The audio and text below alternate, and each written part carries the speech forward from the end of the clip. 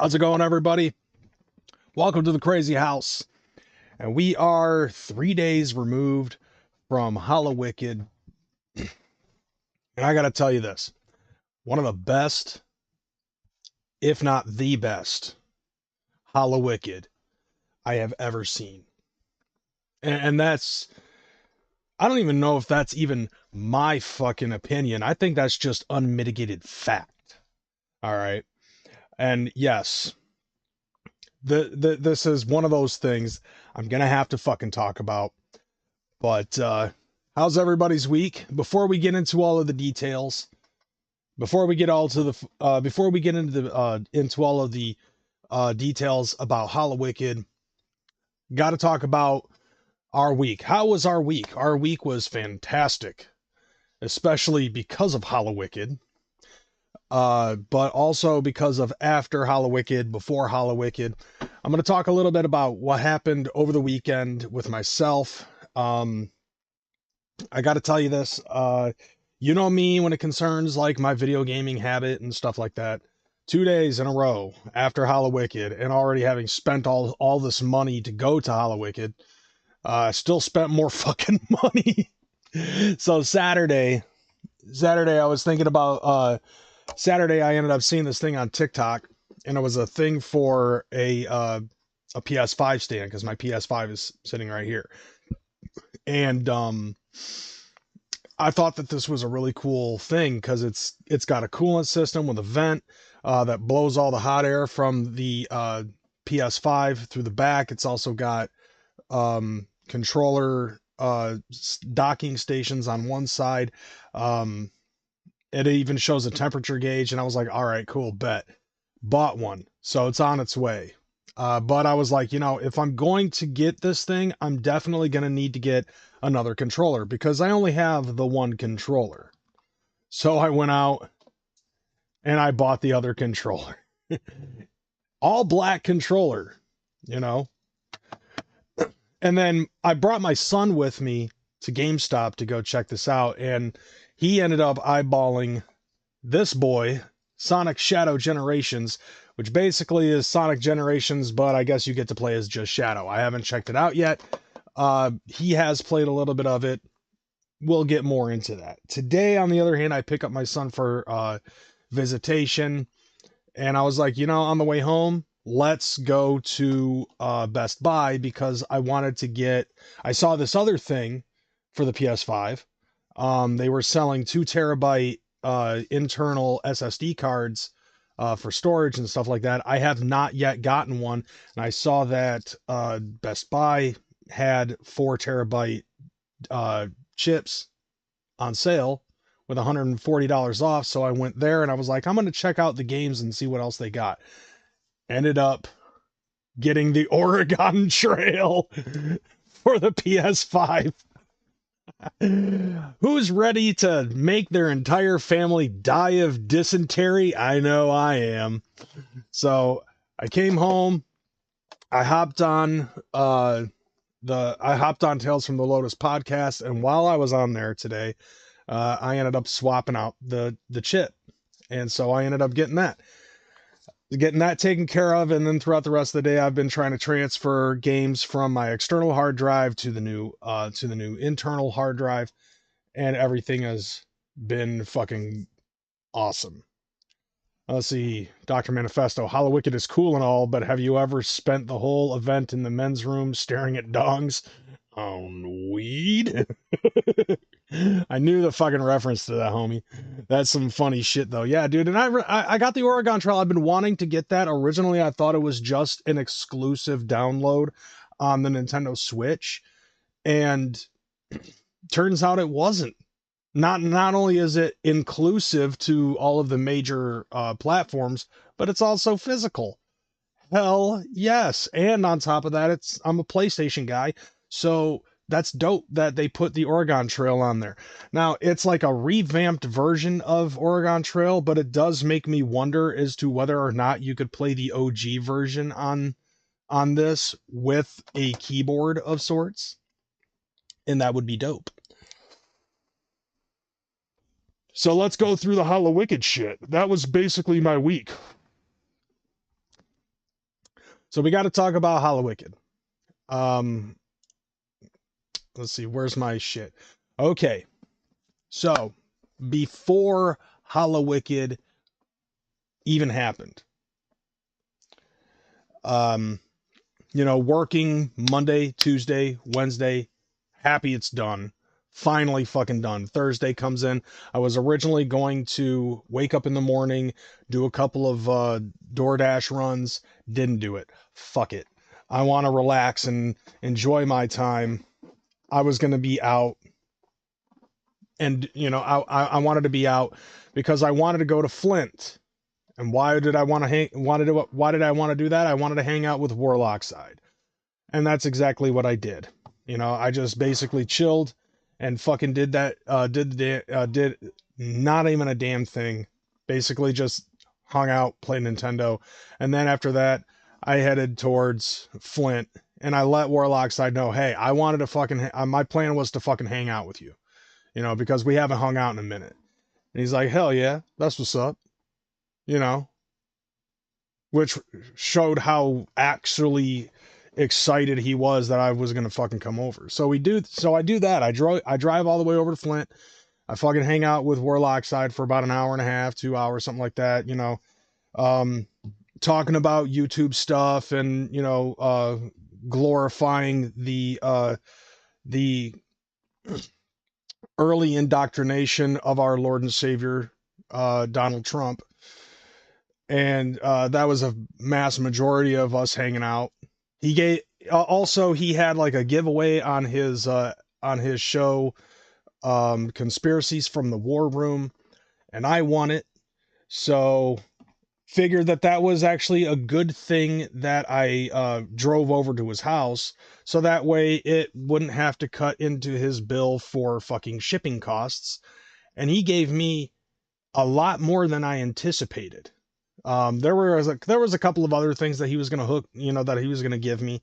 But one of the main things that he hooked me up with was not one, but two Donald Trump hats.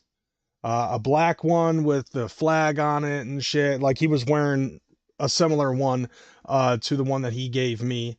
And then he gave me a red one. It was a MAGA hat, I believe. And, that wasn't it. That wasn't the only thing that he hooked me up with. Another thing he hooked me up with was a couple of video games on top of that.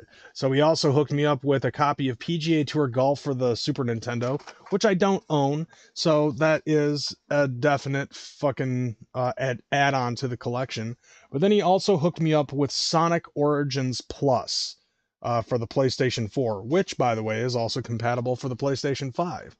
He also hooked me up with a PS4 and an Xbox One, but those two things he was already going to give me because he said that they weren't working. He figured maybe I can fix them and could, you know, be able to give them a good home.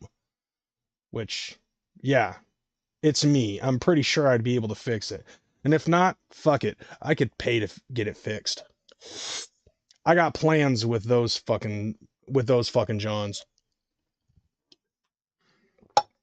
And then his brother comes over and we all convoy over to Hallowicked, but halfway on the way there, I had to take a massive dump and I fucking pulled over to a gas station and I also filled up on gas and then resumed my venture. So the convoy wasn't all the way a fucking convoy. It is what it is, though. One of the things, though, that he did help me out with was the fact that his brother, who was also going, uh, basically pre-booked a fucking parking spot not too far away from the Masonic Temple. And so I did the same thing. That actually was helpful. I'm definitely keeping that app on my phone just in case I have to do shit like this again. But I don't know if it works just into the Detroit area or if it works all over the country, because if it does work all over the place, then it might be useful to use that even in my own town. So that's dope. So I get to the Masonic I get to the spot, windy as fuck, almost lost my hat. Could you imagine me just fucking running around the fucking spot? Like, hold on. Just running down the streets of Detroit being like, I need my hat. I need my fucking hat. The wind's blowing and I'm fucking, you know, the wind's blowing my hat away and I'm fucking trying to chase the hat in some weird, nerdy, cartoonish fashion. Or something to that effect. That would have been funny as hell. Embarrassing, but funny as hell.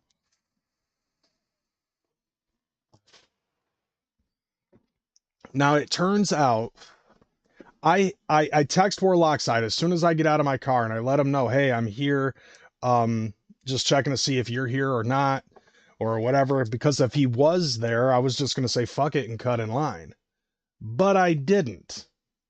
Instead, I just walked up to the line and I'm just fucking around on my phone, taking a look at whatever.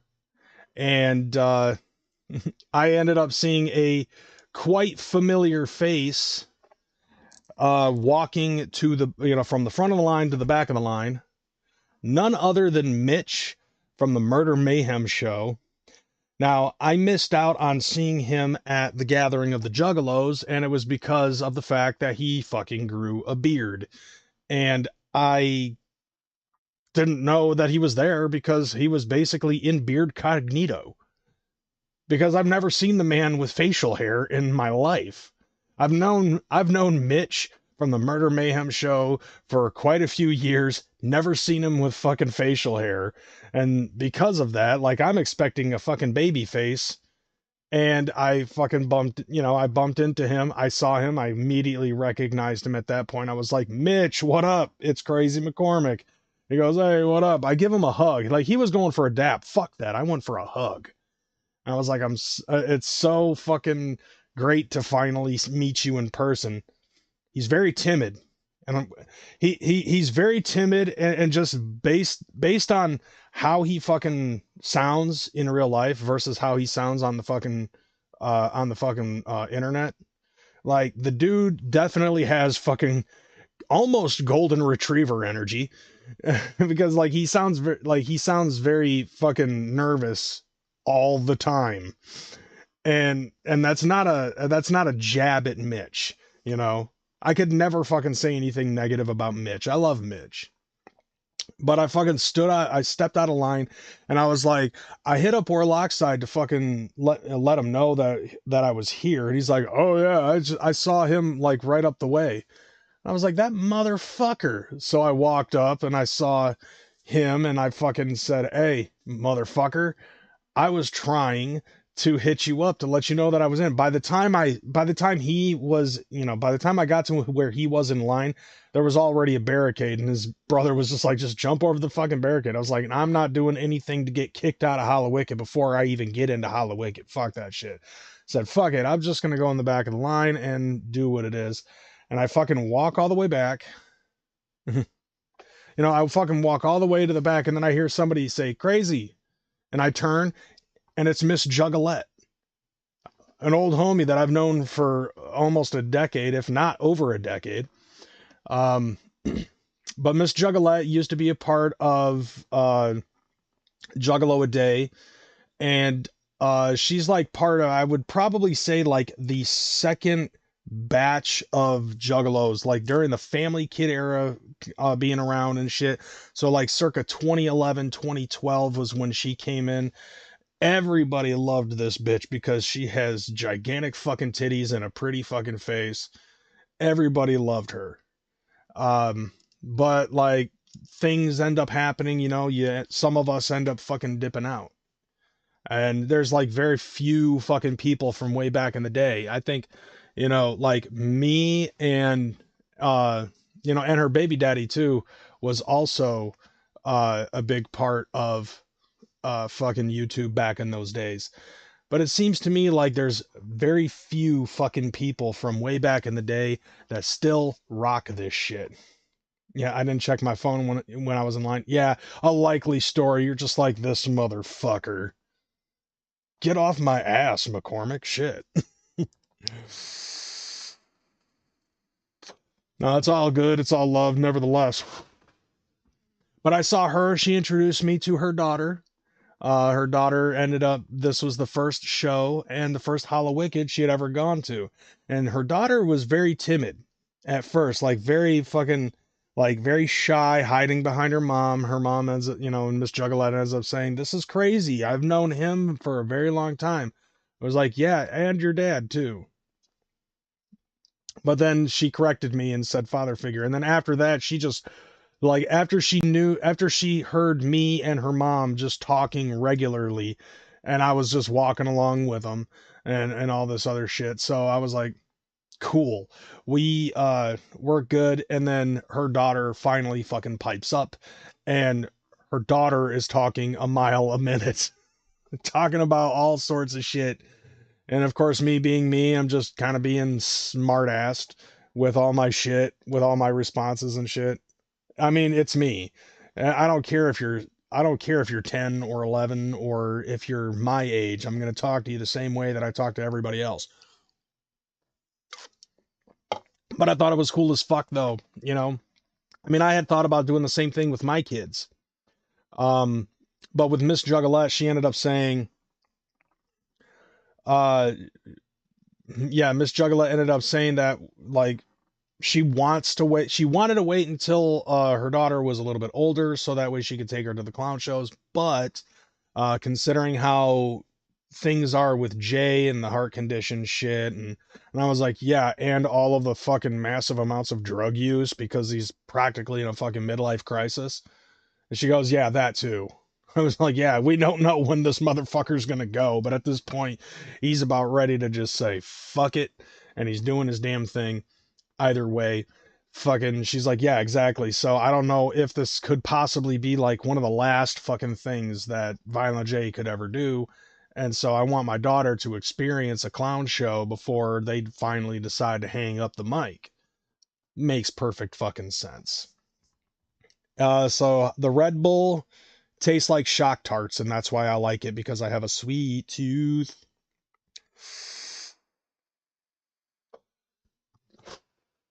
So the entire fucking conversation, you know, we're fucking, you know, we're just kicking it in the line. Nobody said anything about me being a line cutter, which I guess is a good thing. And on the way in, I end up seeing in the smoking area the homie Nifty. If you don't know who Nifty is, go check him out on Twitch, Nifty3, with a 1 instead of the I in Nifty, and N1FTY3, Nifty. That dude is cool as fuck. I always call him the fucking, like, I always said that he looked like Bam Margera if you got Bam Margera on Wish. Now it's Temu. You know, he's basically, if you got Bam Margera on Temu, he looks exactly like fucking Bam Margera. It's creepy. Like, everything about that dude looks like fucking Bam. Almost everything about that dude. Like, his face looks exactly like he cut off Bam Margera's face from like 2003 and slapped it on his own fucking head. Like that's how much he looks like Bam Margera. And he gets it a lot. So if you ever go across his fucking Twitch page, he might have a YouTube page. I'm not 100%. But if you ever see him online or in real life, he looks exactly like fucking Bam. And he's told me he's been getting that shit since high school.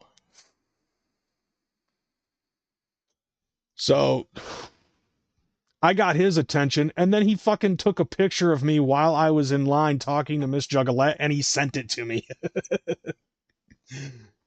So that I thought was kind of funny. I go inside, and I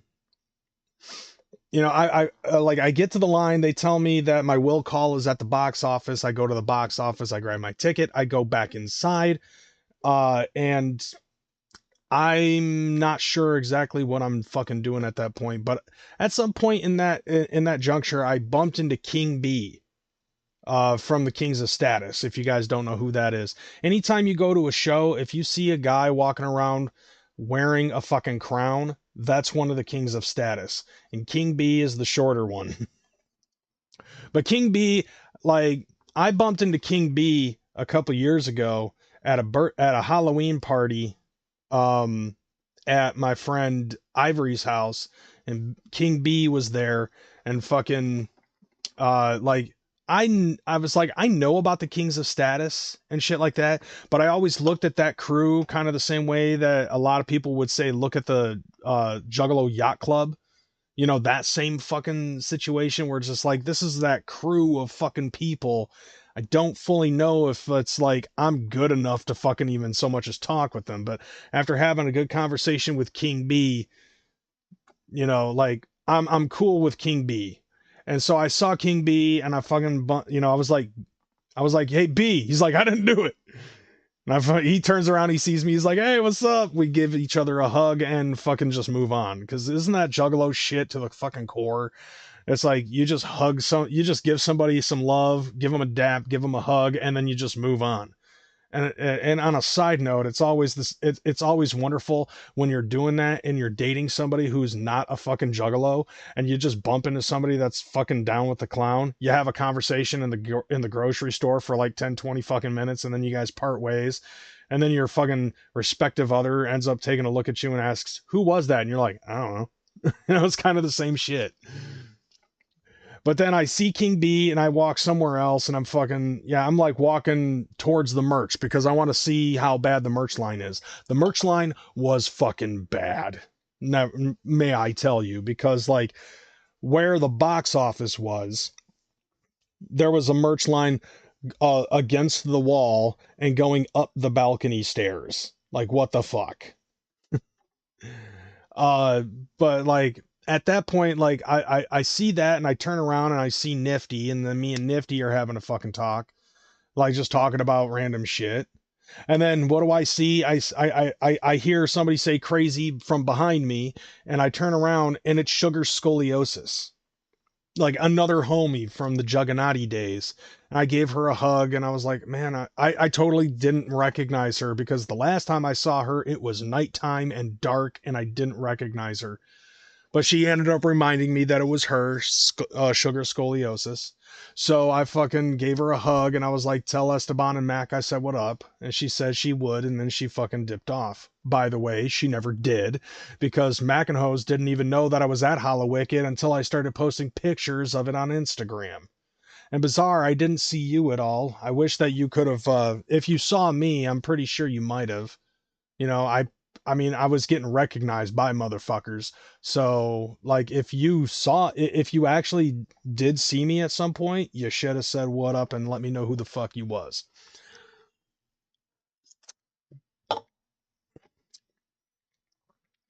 So, I heard someone say your name, but I didn't see you. Oh, okay. Well, I mean, I wasn't wearing this bright ass fucking jersey, so yeah. Because I don't know what you look like, Bizarre. So, like, I'm pretty sure that, if I did, I would have walked up to you and said what up. But then I go back to talking to Nifty and we're fucking talking again. And then I hear my name again and it's Miss Juggale's baby daddy, Raven Brigade. Or, but even though like Raven is trans. And so I respect that.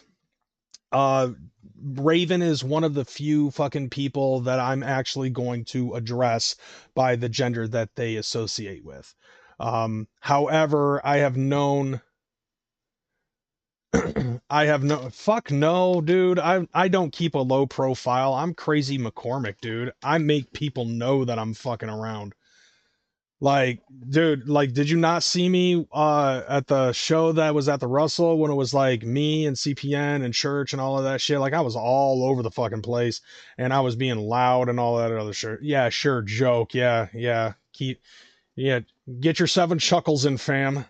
Hell no. You know that I fucking stand out. Like, I stick out like a sore fucking thumb. So, like, people are gonna fucking recognize me. I'm gonna recognize people. I mean, basically at this point in my time in my life, like, I've become known by so many fucking people and know so many fucking people now that whenever I fucking go to these shows, it's basically I'm playing World's Waldo with all my fucking friends. And like, that is money well spent as far as I'm concerned. And with this gathering recap, or not gathering, but with this Hallowicked recap, you'll understand why. The irony of all of this is the fact that the irony of me saying all of this is the fact that I don't want to be the type of person to fucking wait past doors and wait and, and try to guesstimate what time to come in just to watch the headliner. I want to be there for doors, to be totally honest. And I honestly, I kind of wish that I was at least JCW, because I would have loved to see that, but it is what it is. Hanging out with homies and all that other shit. You were so exhausted by Hallowicked. Oh, dude, fam. Like, my throat hurt. I could barely sing, but obviously my voice is okay. Because like my voice is always healed very quickly.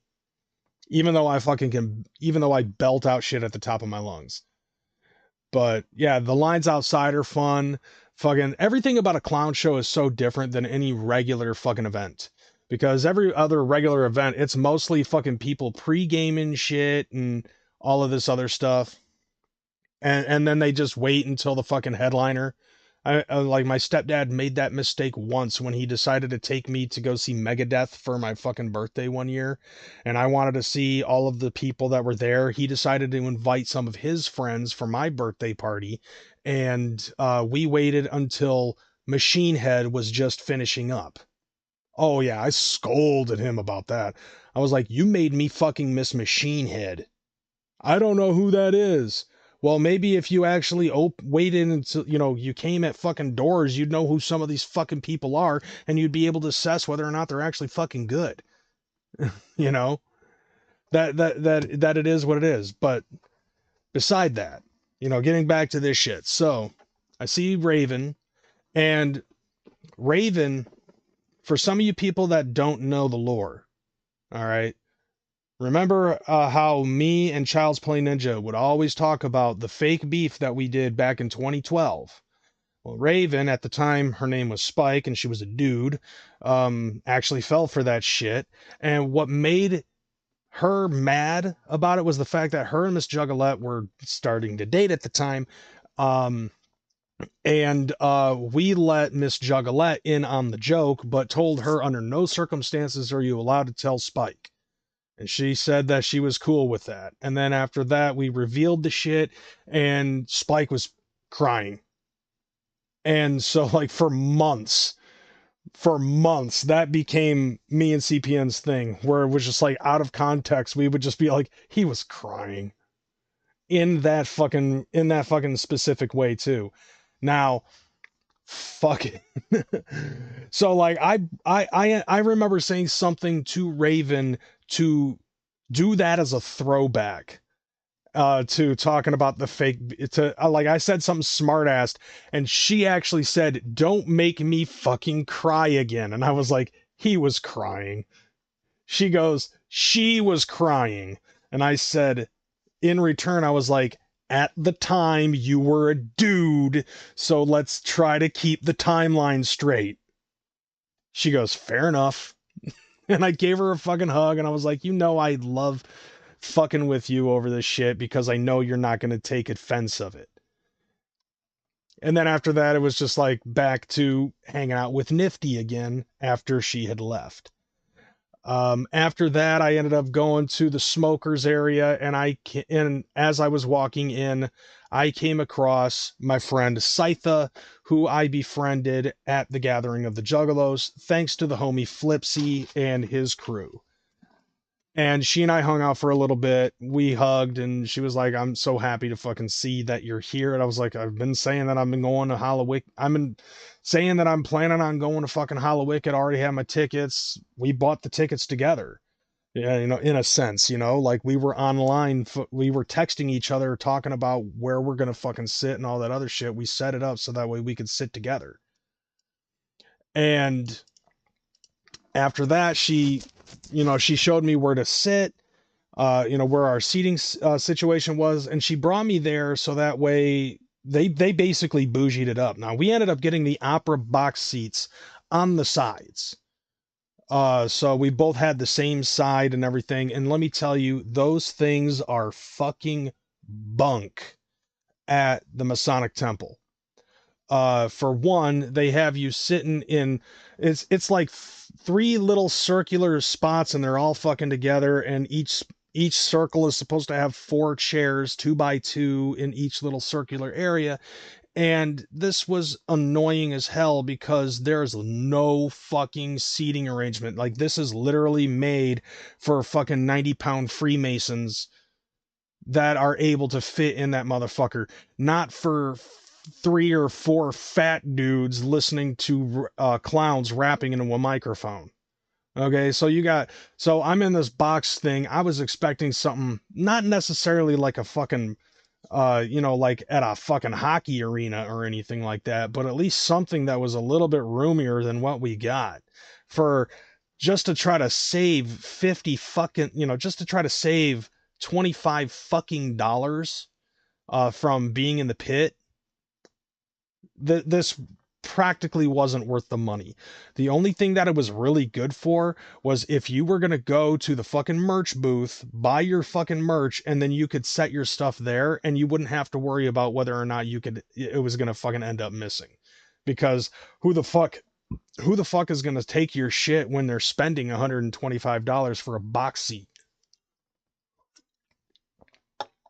Now, the one thing that was a major plus, though, sitting in those box seats, was I could sit on the chair and put my foot on the fucking guardrail, and it was comfortable because it was level to my fucking feet or my fucking legs. So I could literally just sit there and put my fucking foot up and chill. And it wasn't as high as my desk where my foot is right now. You can clearly see my foot, but like, it was level. So it was just equal level. I could just sit there, chill, kick back in the chair, and fucking watch the show if I wanted to. But I said, fuck that. I wanted merchandise. So I was like, I'm going to go, so Scytha shows me the merch that she got. Pretty good merch. She got the same jersey. So I ended up fucking going to the merch booth, to the merch line. And it's not going up the balcony stairs, but it is still going across down the line past the fucking concessions. All right. And then you got this little corner. And at that point, I'm thinking to myself, by the time I get to the fucking corner, I'm thinking to myself, okay, so we're just going to go around a corner and we'll be good. Right? No, because you keep going past the corner and then you're weaving like 1 pass, 2 pass, 3 pass, 4 pass, 4 pass weave, and it's like, I think it's like 10 to 15 feet of weaving, and then you go into this other room, and then that takes you through, you go through this room. It's like a little lounge area, and it has like a little book nook, which actually has like I was taking a look inside the book nook, and I saw this book that actually said Encyclopedia of the Freemasons. And I'm thinking to myself, wow, this is actually a fucking Freemason thing, that's when I decided, since I'm stuck in this line, I wanted to take a look at the fucking building in and of itself, because when it concerns old buildings, I really like architecture. I really like the architecture. And so I wanted to take a look. This place, once I started to realize where the fuck I'm in the Masonic Temple of the Freemasons in Detroit, Michigan. I've never been in a Masonic temple before. You know what I'm saying? So I'm taking a look at everything at this point. Okay, I'm taking a look at all the ceilings. The ceiling has this incredible fucking deco. Like, it literally looks like the shit was like carved, like the wood carvings and shit like that, with all of their little shield logos and all this other stuff. The little fucking uh the little fucking weed scales with the G in it that they fucking have in certain spots, like all of these different designs that they're putting up, the fucking, what looks like a fucking labyrinth up going up against the wall, and all this other shit, and it's not Illuminati, it's Freemasonry is different. And I'm actually gonna say something about that a little bit later. So after I get done with all of this explaining. And then as I'm looking around, I'm like inching my way through, like the fucking, the chairs even look gorgeous, like they had these fucking leather chairs. Like they had these one fucking statues. Once we get to the staircase that actually leads us up to the fucking merch table, by the way, we go up the staircase, and the stair and like the fucking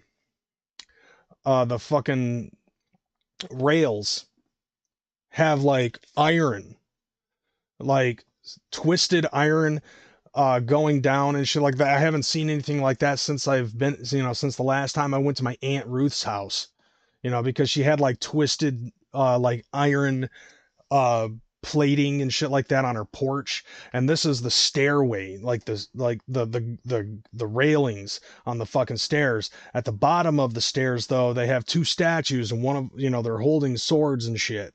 I'm surprised that there wasn't a single juggalo that dry humped the face of these fucking statues at any moment of time. The architecture that was there was fucking brilliant.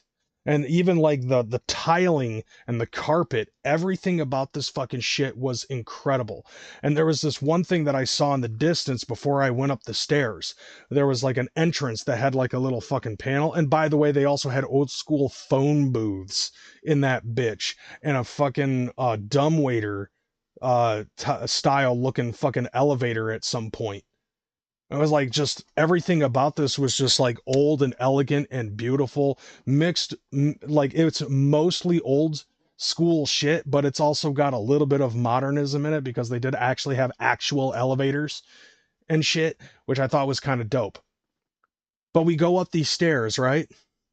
And by the time we get up to the top of that first flight of stairs, it sections off into two different sets of stairs. So you go up, and then you can go boom, boom, boom, boom, boom, like that. Some dumb motherfucker, what we found out, thought that they'd be able to skip the line if they walked up the left side of the fucking the left fucking stairway. They thought they'd be able to go up there and skip the line or something like that. And then people just started following them. And then once they realized that they actually had to go down the stair, so like there was a line that was literally going up this flight of stairs to go up this flight of stairs, get blocked off by a fucking velvet rope to go back down the stairs and around to go up the other set of stairs. So we were all wondering, like a lot of us just thought that this was VIP. So by the time I'm halfway up the second part of the stairway, somebody finally asks the security, hey, is this like a VIP thing or something like that? And they're like, no, actually this set of stairs was supposed to be blocked off. I said, that explains the other velvet rope that's on the bottom, that's on the bottom of this staircase.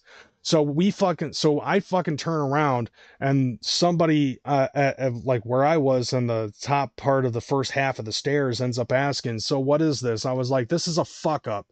Like some dumbass probably thought that they could be skipping the line by going this way and a bunch of juggalos just followed.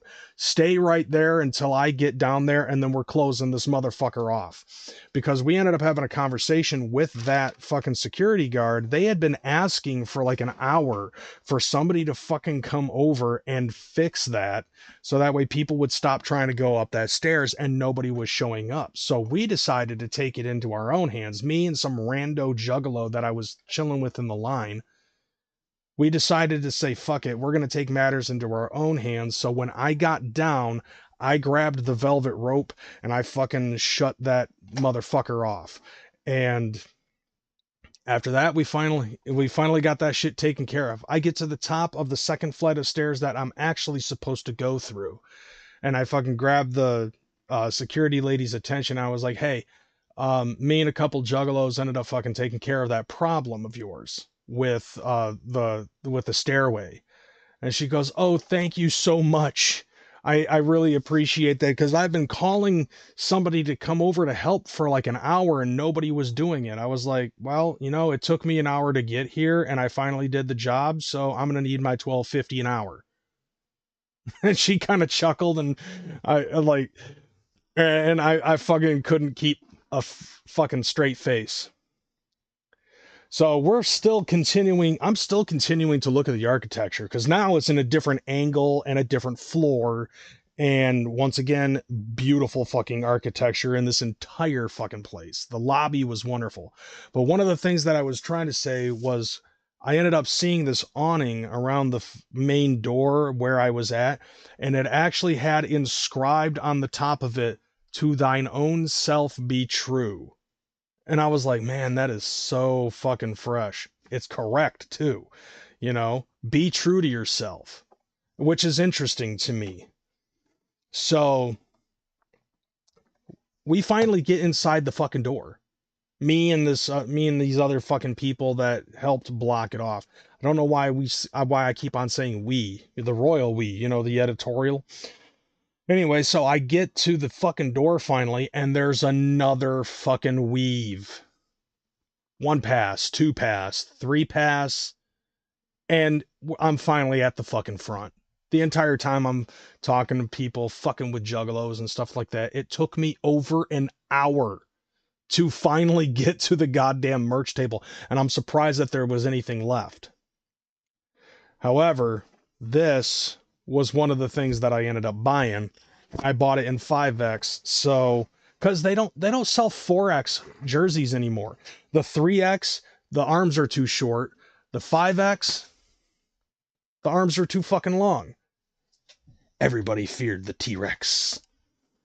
You know, so like I have to fucking deal with it, I guess. I didn't prep for this, so I'm just gonna have to run to the behind the couch, because that's where all my merch is. I will be right back.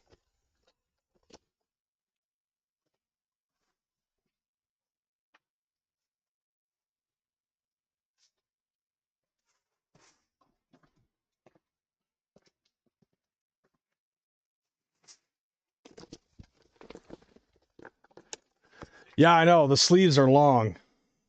Like, I'm swimming in this motherfucker, but, you know, it's probably gonna look better once I lose some fucking weight, you know? Fuck a seamstress. Like, I'm not worried about that.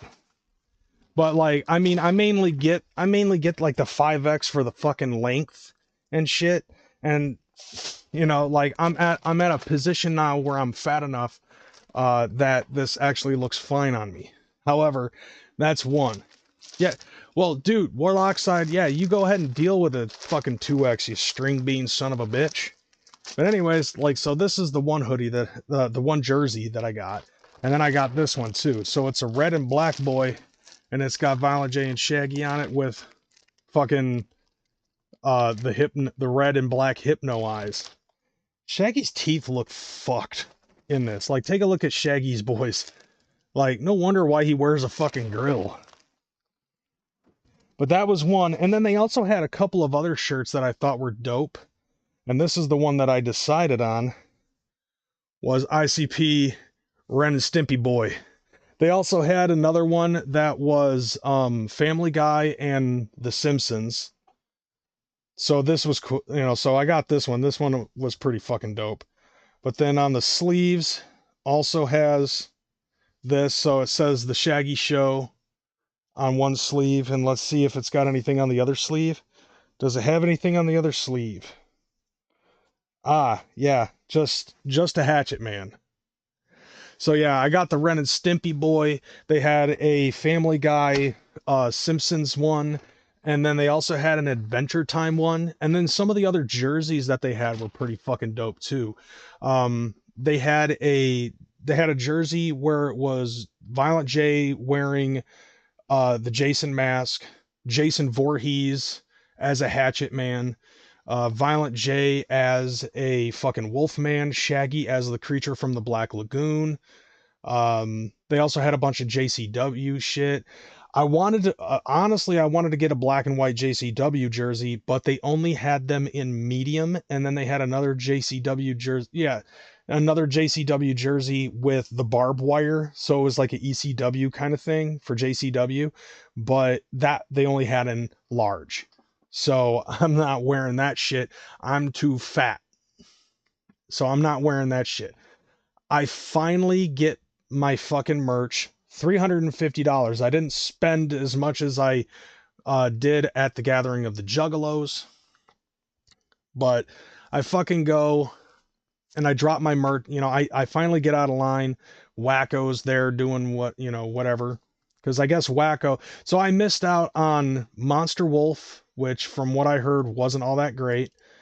And I also missed out on Wacko the Kid, which I don't know much about. So I guess for the sake of that, maybe I could say I don't care, or maybe that's wrong of me to fucking say. Maybe I should try to look up on YouTube and see if there's any Wacko the Kid shit that we could check out. So we're going to do that. And then I'll be able to download that and see what we got going on. Okay, so Wacko the Kid recently came out with a fucking music video. So I guess we're going to have to hit that up. Anyways, so now that I finally got all my fucking merch. Yep, now that I finally got all my fucking merch. Yeah, you know what? If you guys know about Wacko the Kid, let me know. Should I do a reaction video to the song Bloodbath with Violent J, or should I do the one that he released 2 days ago called Money for Real? I'll let you guys be the judges. So I finally go back, I drop off my merch. There's more people in my seating section. So our seating section, my seating section in the fucking box office is full. So there's, you know, whatever. You know, I've been hearing some good things about Wacko's fucking weed and shit. I don't smoke, so, you know, I have to take everybody's fucking word for it. But yeah, I heard that Monster Wolf fucking sucked. Nevertheless, I also missed out on Wacko the Kid, but because I've never listened to Wacko the Kid's music, I don't consider that an absolute fucking loss. But anyways, Scytha is chilling there. She and I decide that we're gonna go outside and fucking chill, and the spot is completely fucking packed. Absolutely fucking packed. The smoking area is so fucking packed. I'm basically fucking pressed up against a fucking air conditioner that's embedded into a fucking window in the, you know, in the fucking Masonic temple. Let's see, Wacko hasn't really piqued my interest, but nothing against the guy. I think it's more of me being almost 40 and not really caring much about newer music. I mean, dude, I'm 41, but I still try to do what I can to give everybody a fair shake, you know? But I literally just haven't fucking given anybody, you know, given Wacko the Kid a fair shake. I did with, you know, I did with Shaggy the Airhead, and I actually like Shaggy the Airhead. I like like, for me, it's not just the music. it's also about the fucking atmosphere that the motherfuckers can give. That's why I like Ouija, and that's why I like Darby O'Trill, because like their stage presence just commands respect, and I can respect that. But anyways, yeah. So me and Scytha fucking go out and we fucking smoke and shit. I'm vaping, she's smoking a cigarette, and I fucking turn around and I once again start fucking bumping into homies, and I see the homie Shanzi. Now, Shanzi, for the longest time, because of some stuff that happened with the Juggernaut situation, with a bunch of individuals, it was like he thought that I didn't want to be his friend because, like he tried to be cool with everybody. And I was like, no, dude, I had no shade for Shanzi whatsoever. And I told him that. I was like, I had no shade on you whatsoever. And that's because you never fucking tried to start shit with me, not like everybody else. Everybody else that, you were involved with was giving me shit. And I understand if you were trying to fucking be cool with everybody, but it was just like when they started, I told them flat out, they started attacking me just because they knew how close me and CPN were, and CPN was the one that they had problems with. And I don't have any problems with you whatsoever. I miss talking to you all the fucking time. You are a wonderful individual, but this was a bad situation. And then he and I just made a bunch of fucking Brett Keane references, and then he asks me if I had seen Echocide yet. And I said, no, not yet. I knew Echocide was there. However, he ended up telling me that he was hanging out with Echocide, I guess, at the Airbnb before the show, and Echocide was telling him about Steve Shives. And now, if you are a fan of the Drunken Peasants, then you know about Steve Shives. Not necessarily the best piece of fucking political information that you can get when it concerns Steve fucking Shives. His horrible fucking intro music still fucking burns into my fucking eardrums to this very day. Do do do do do do do do do do do do. Shut up. Like, but then after that, it just continued to be like talking about, our homies and and the situation with these individuals, these particular individuals, that parted ways from the Juggernaut, and how the Juggernaut basically dissolved at that point. Then we went back to, and I was like, oh, by the way, I don't know if you saw this, but on CNN, Kamala Harris was being interviewed by Anderson Cooper. And he looks at me blankly because at this point I think he's drunk. But then I just look at him dead in the eye and I said, Glanderson Booper. And he's just like, he fucking couldn't handle it. He's just like, oh my God. So once again, and this is another fucking thing. Glanderson Booper, by the way, is a joke that was made on the Drunken Peasants. You might want to look this up. So with that being said, I guess low-key shout out to Tommy Sotomayor. Like I'm making all of these references, and half of you motherfuckers don't even know what the hell I'm talking about. But nevertheless, continuing along, I thought it was great. I gave Shanzi, some mad love, and then I turn around, Scythe is still there. We continue having a conversation, and then I saw this really cute blue-haired chick that I had just recently fucking followed on Facebook. And I fucking sent her a friend request just because of the fact that she's from Lansing, Michigan. And I was like, dude, it would be cool if I fucking got to know this chick. But it looks like that she runs her own fucking weed business or something like that. I'm not sure if I'd be able to handle something like that. So I didn't say shit, but I recognized the chick. I'm just not going to put her fucking name out there because, reasons. I finally decide to fucking go inside after all of this. And because I got to take a leak. I go in the bathroom. Who do I see? Echocide Fiend. Finally, I fucking see that motherfucker. And he's just like, oh, hey, did you see? Like, as he's washing his hands, he's having a fucking conversation with me in the fucking bathroom. I'm like, dude, I'm thinking to myself, dude, we're homies and all, but what the fuck? I just walked in. And he's like, oh, hey, have you seen Shanzi yet? And I was like, yeah, I saw Shanzi. And like, this is all great and everything, but I gotta fucking take a piss. And he's like, you know, he says whatever. Now I fucking go inside. I go back into the fucking shit because I'm wondering about my fucking, I'm wondering about my fucking merch and everything.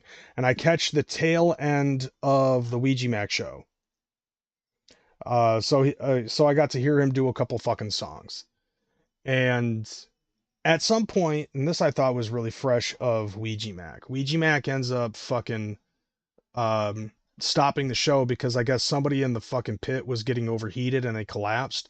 So he stopped the whole show, made sure that that person was all right. But at the exact same time that he did that shit, Wheels, if you don't know who that is, Wheels ends up getting pushed up and fucking crowd surfed all the way to the front,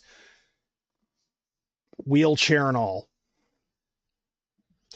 And I thought that was like one of the coolest fucking things ever. And so I took a picture of that, and then I later took a picture of Ouija, and I flipped the two pictures to make it look like he was staring in awe of fucking Wheels as Wheels was getting fucking crowd surfed to the front. So, like, I don't know Wheels personally, but I do see him in my fucking recommended on Facebook, and I know that there's a lot of juggalos out there who do know who that dude is. So, like, I guess shout out to Wheels for doing that shit. I thought that was dope as fuck. The whole fucking wheelchair and everything. So that makes me wonder if less legs fucking does the same shit. Ouija says he's healed now. Yeah. Well, no, actually he didn't say he was healed. It appeared that the boy had not been healed, but I can assure you that the man's spirit has been healed. And that's how he fucking did it. And I love and this is one of those things that I love about Ouija and I love about Darby is the fact that they fucking throw a lot of throwbacks. And that throwback to Hallelujah I think that got the crowd laughing a little bit. So I think I might have jumbled up the timeline a little bit because after I got the merch, then I fucking went to go see Ouija. Then I went to go, and then when Ouija was done, then I went to go outside to take a piss. Go outside, smoke, talk to Shanzi, go take a piss, have a conversation in the bathroom awkwardly with Echo Side Fiend. And then I fucking, and then I'm getting ready to go back inside. And this bitch who had seen me fucking walk past her 4 or 5 times already is asking me for my fucking thing, for my ticket to prove that I was in there. I was like, I show her, I have when you have like the fucking opera box seats and shit, you get a sticker and I put it right over the eye of my Gathering of the Juggalos jersey that I was wearing because I thought that would be a funny thing to do. And I'm like this, and she's like, I don't know what that is. I'm like, that's an opera sticker. I'm in the opera house. Okay. So I'm in the opera section. She's like, I still need to see your ticket. I'm like, you've seen me like 4 or 5 fucking times already. I've literally walked past you. We've made eye contact, but fine, whatever. And I pull out my fucking ticket and I was just like, yeah, there you go. So I'm trying to fucking get inside and this is, here, you know what? I'm just going to play you what I heard. Curtis.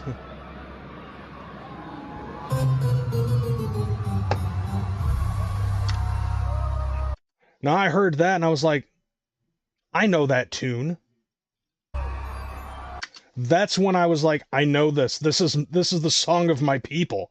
That little beady beady. All right, try to see if you can catch it. Try to see if you can catch it. By the way, this is a courtesy of Warloxide's channel. I just ripped this off of you, homie.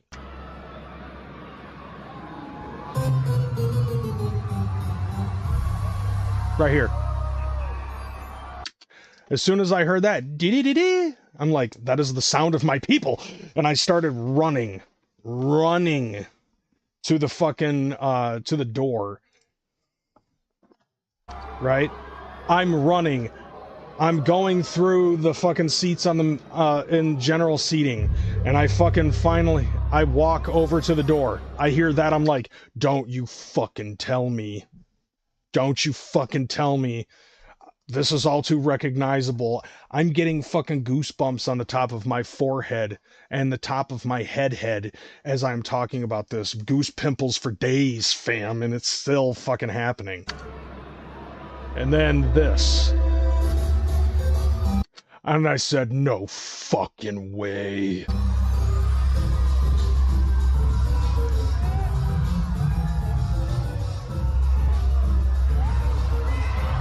Yeah, and that is the exact fucking reaction that I had. As a matter of fact, okay, so you see where the stage is. You see what those are. Okay? You see what these things are. All right, little hills, and then over here you have little pipes, and over here is where I'm at. See this right here? This is the box seat. So that like that, oh shit, that was probably me screaming that loud from that far. You can hear it.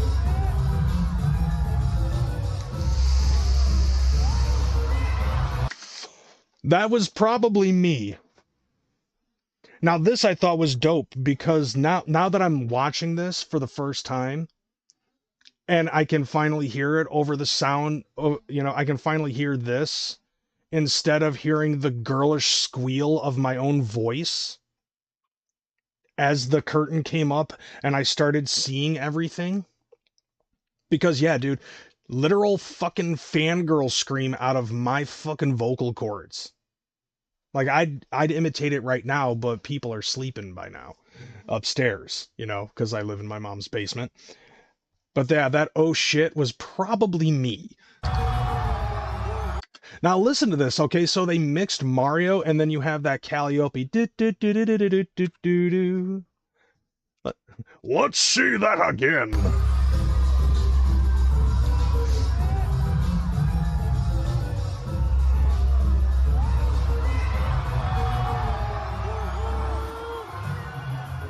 Yeah, so that, like, I'm at the door and the usher is trying to usher me in. I was like, not fucking yet. I have to see something. And yes, as soon as I see all of this, I jizzed in my pants. I think right there, you can clearly, like, you probably can't clearly see, but you look, you've got more pipes, you've got coins, you've got the fucking clouds with the eyeballs in it, you've got the pipes right here, more coins, and this fucking DJ booth with Bowser, and it's fucking Mikey Clark dressed as Bowser.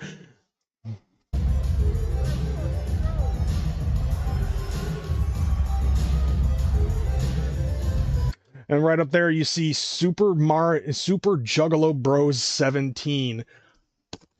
Oh my fucking god. Oh. Yeah, I definitely fucking jizzed in my pants. And as soon as this popped up, I'm getting messages from Macc and Warloxide and fucking Echo Side. Everybody's like, you gotta get in here right now. I'm like, I'm seeing this shit. I just jizzed a little. Because, like, dude, this is a fucking nerd gamer's wet dream. And that's exactly what happened.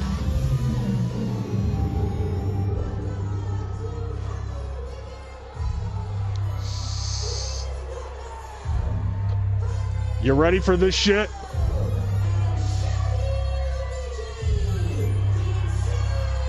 No, that wasn't DJ Clay. That was Mikey Clark. Oh, I just noticed, like, all of the other little things on the wall. So you've also got the blocks. You've got question mark blocks that are floating up in the air as well. But then if you look at the background, okay, I see a small problem here.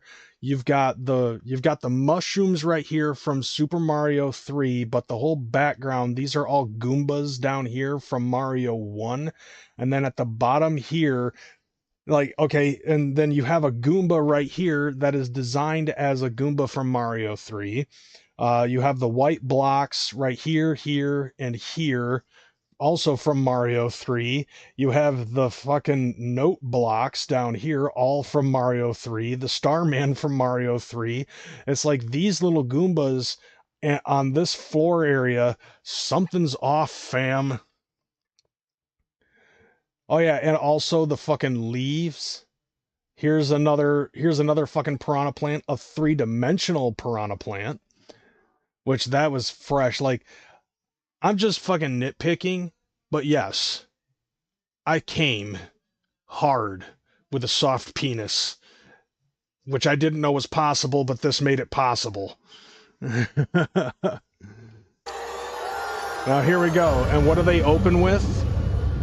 Well, it's their 30th anniversary of the gathering, not the gathering, but the 30th anniversary of Hallowicked. And they start off with their first ever Hallowicked single.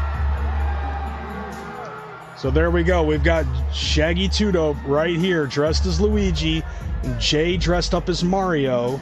We've got Mikey Clark dressed as Bowser, which, by the way, because of where I was sitting, I was able to see back, like, on the side of the stage, and I definitely saw Sarah Rusi, and she was dressed as Princess Peach, and then Renee Utzler dressed as Renee Utzler. I guess she didn't want to dress up as Daisy, which would have been dope if she did. But, you know, fucking Sarah Rusi dressed up as a very slutty Princess Peach.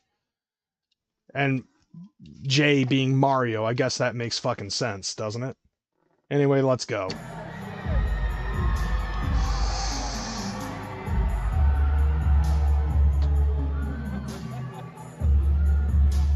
Boom. Bon appetit. All the little kiddies running down my street, gathering candy treats door to door, but they walk past mine. What for? Now I finally went in at this point and got in my shit. I know Renee don't need to dress up. She's fucking hot, and she was hot wearing a black shirt and fucking ripped jeans.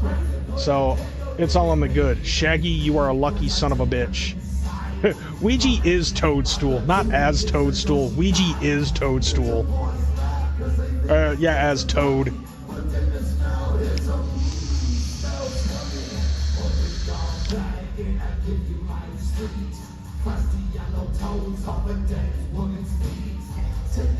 So this makes me wonder if is Jay on mushrooms at this point?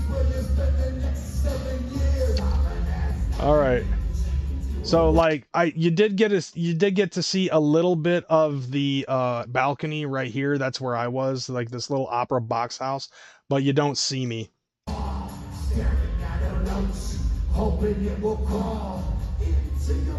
But that was dope as hell that the Faygo bins they all look like fucking shit, you know, all look like pipes and shit.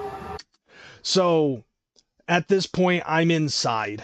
You know, I'm inside my shit, I'm fucking chilling, and I'm singing along with the lyrics. You got that opening song. Should I play the rest?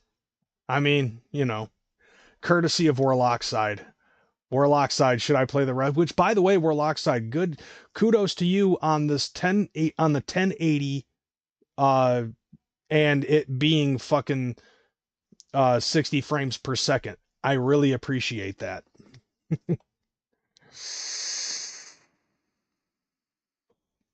You know what? Fuck it. I'm taking money away from Warloxide.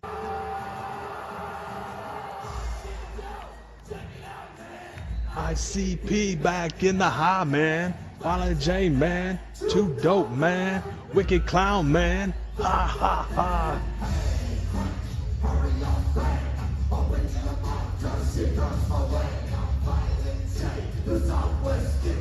Born in the big top magic. Now, keeping in mind, like, watching this, and I'm, like, when I first saw this shit, I did not, like, I honestly have to say, like, this whole fucking stage set did not seem like it was reality. You know what I'm saying? Like, it did not feel real to me that this was happening, that this was the fucking show. Like, on the real. Um, like, this is something that I literally could only fucking dream of. I'm a fucking gamer to the very core. I collect these things, I play these games, and all that other shit. And you know what I was honestly secretly hoping for was that this was like maybe a fucking like an olive branch maybe to Keegan or some shit like that, because Keegan the creep is as big a fucking fan of video games, especially the Mario franchise.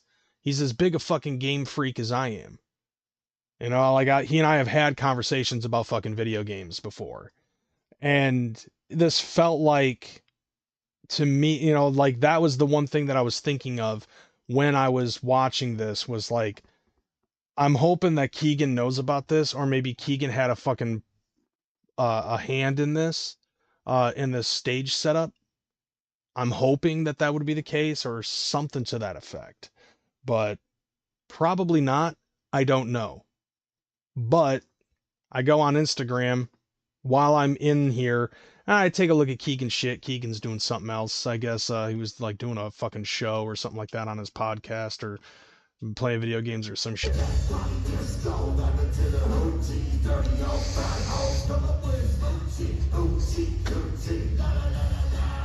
You can see people in the background while Warloxide here is like in the balcony. Like, Warloxide was in the bleed section, but it's dope as fuck though seeing this shit nevertheless.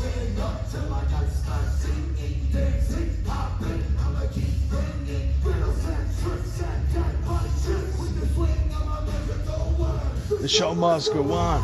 And here come the fucking clowns.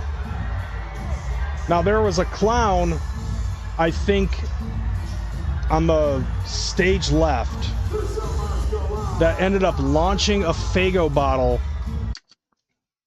Like, this clown or this clown ended up fucking launching a Faygo bottle that went into our fucking opera seats. And I tried, like, Scytha tried to catch it, missed it. I tried to catch it, fucking missed it. The guy behind me tried to catch it, missed it. And my whole arm got fucking soaked with the fucking Faygo blowback. But that was the wettest I fucking got. But yeah, like, at this point, I'm just getting in. I'm just fucking live in this bitch. I want one of the coins. I want one of the hills. Like, getting one of the hills would actually be a feat in and of itself, you know what I'm saying?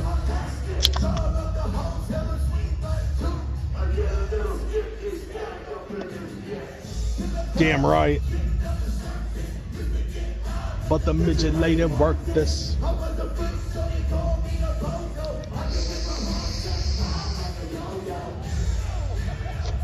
Yeah.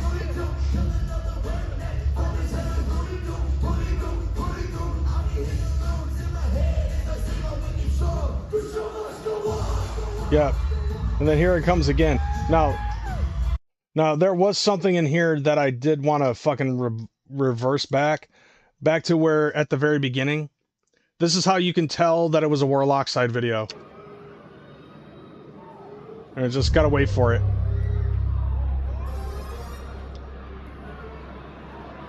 Just wait for it.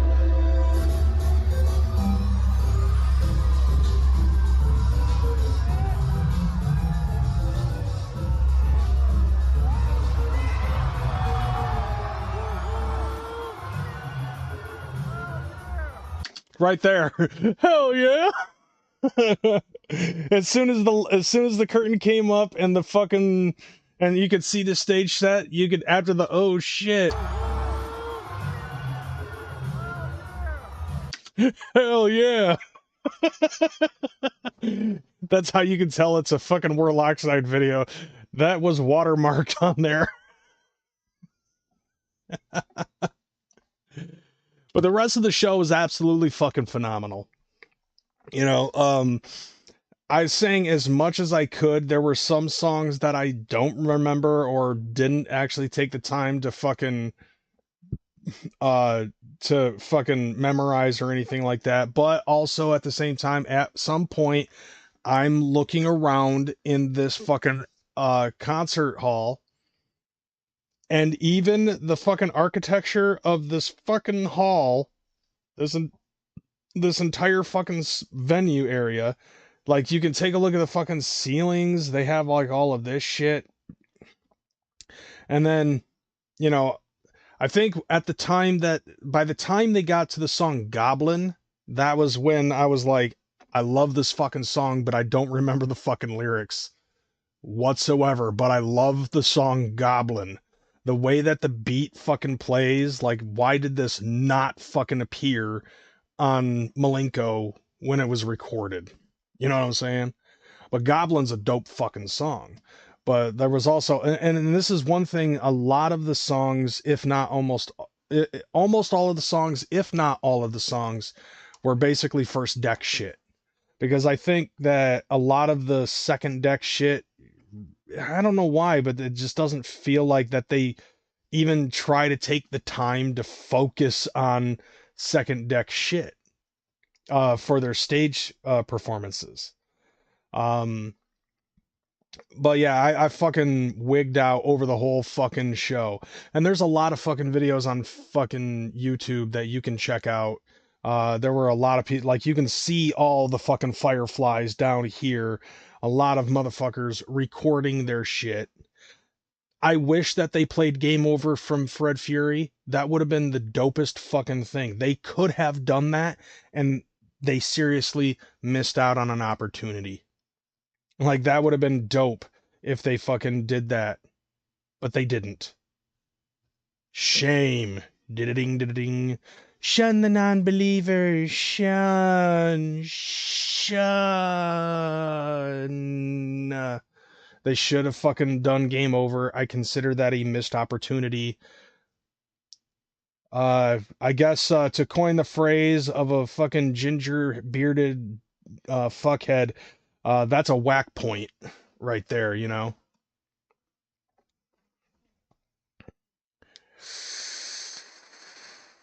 The set was pretty much the same the whole tour, which is interesting because they said that they were going to do different sets for every fucking show. And I guess, okay, they did Chicken Hunting, Tilt-A-Whirl, and In My Room, which I know that they did Chicken Hunting here, which I thought it was kind of interesting because I thought for the longest time that they were going to retire Chicken Hunting from doing live shows and shit. But, you know, it is what it is. Now, I had opportunities after the show. I decided to fucking hang out after the show. And the reason being was because, you know, there were some homies that I felt like I had missed out on. Macc and Hose being one of them, Esteban being another. And also, I saw with Fago Armageddon, which, by the way, there was apparently a chick who jumped the barricade before Fago Armageddon even started, and the fucking security team ended up pulling her down. She fought the fucking security team and almost hit a guy in the head with one of the floor monitors. This one down here, to be more specific, if you can see my cursor. She grabbed this fucking floor monitor and tried to hit a security guard in the head with the floor monitor. It took 3 security guys to get her to fucking come down, and they pinned her up against the barricade until I don't know if they fucking kicked her out or something else, because, and it would have made no sense for them to kick her out, because as soon as they started playing um Pass Me By, that's when everybody else started coming out for Fago Armageddon, and then everybody jumped the fucking barricade, thus ending the show. And right here around the same area of the fucking floor monitor that the chick beat the security guard in the head with, I saw the homie Not Slim 1 in his typical fucking clown outfit, having a blast, helping motherfuckers off, helping motherfuckers out with getting on stage and shit. I thought that was fucking dope as hell. you know, because I wasn't sure if I was going to see Blake, but it's cool that I saw him. As of right now, like, if anybody is wondering, me and Blake have pretty much fucking buried the hatchet. Both of us are in the same wheelhouse when it concerns fuck the beef. You know, I'm just ready to cut motherfuckers off who have been fucking with me from that crew for like such a long fucking time. So after the show, I ended up fucking going back outside. I'm hanging out on the steps, talking to homies. And then I also came across, I forgot to mention this. So after, I actually forgot to write this down, but now I'm remembering. I fucking bumped into Man Bear Pig and his girlfriend Frankie from JVE, Juggalos versus Everybody. So if you guys know who that is, Man Bear Pig likes to fucking make a lot of fucking memes and post them on Facebook and Instagram, maybe Twitter, I don't know. But I've been a friend and a fan of Man Bear Pig for quite some time. Blake, it's his online handle is not Slim1. He's from Juggalo Juice on Figo Lovers. So anyways, yeah, so I bumped into them. I had a quick, I kind of had like my continuous mark out moment. It took me a long time to fucking come down. As a matter of fact, I'm not even sure if I still came down from the fucking set list. But yeah, Frankie ended up saying the same thing. She ended up saying that that was like every fucking Juggalo gamer's wet dream. And I was like, yeah, it was. And it made me jizz my pants. Like one of the most wonderful fucking sets, the best set, if not the best set in the history of ever. Okay? Every band that has ever had a fucking set, this tops all of them, in my fucking view.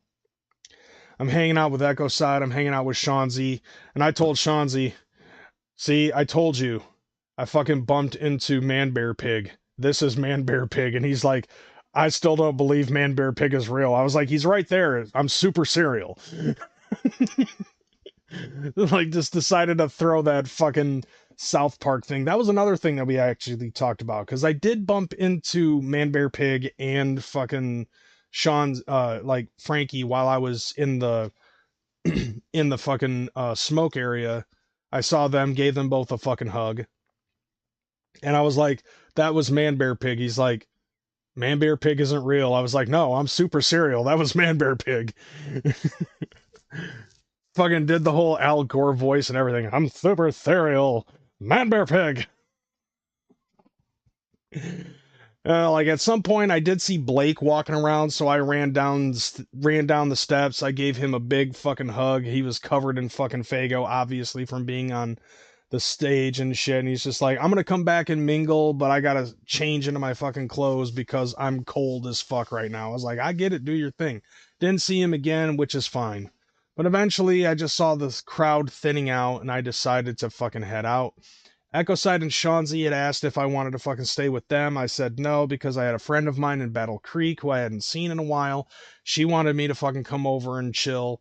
I promised her that I was going to, before I was even offered a fucking stay at their Airbnb. So that's what I did. I drove. So think about that. I'm from Grand Rapids. I drive from Grand Rapids to Flint. That's a 2-hour drive. I drive from Flint to Detroit, which is an hour and a half drive. And then I drive from Detroit to Battle Creek, which is a fucking 2-hour drive. And then it's another hour and a half drive from Battle Creek to Grand Rapids. So how many hours of driving was that? That's like a full day's worth of work, my friends. So, like, that's a lot of fucking miles on that motherfucker. I ended up going over there. I told her about the shit. I showed her off my stuff, and basically it was a big cuddle sesh. No sex, but, it is what it is. And then I head back home the next afternoon.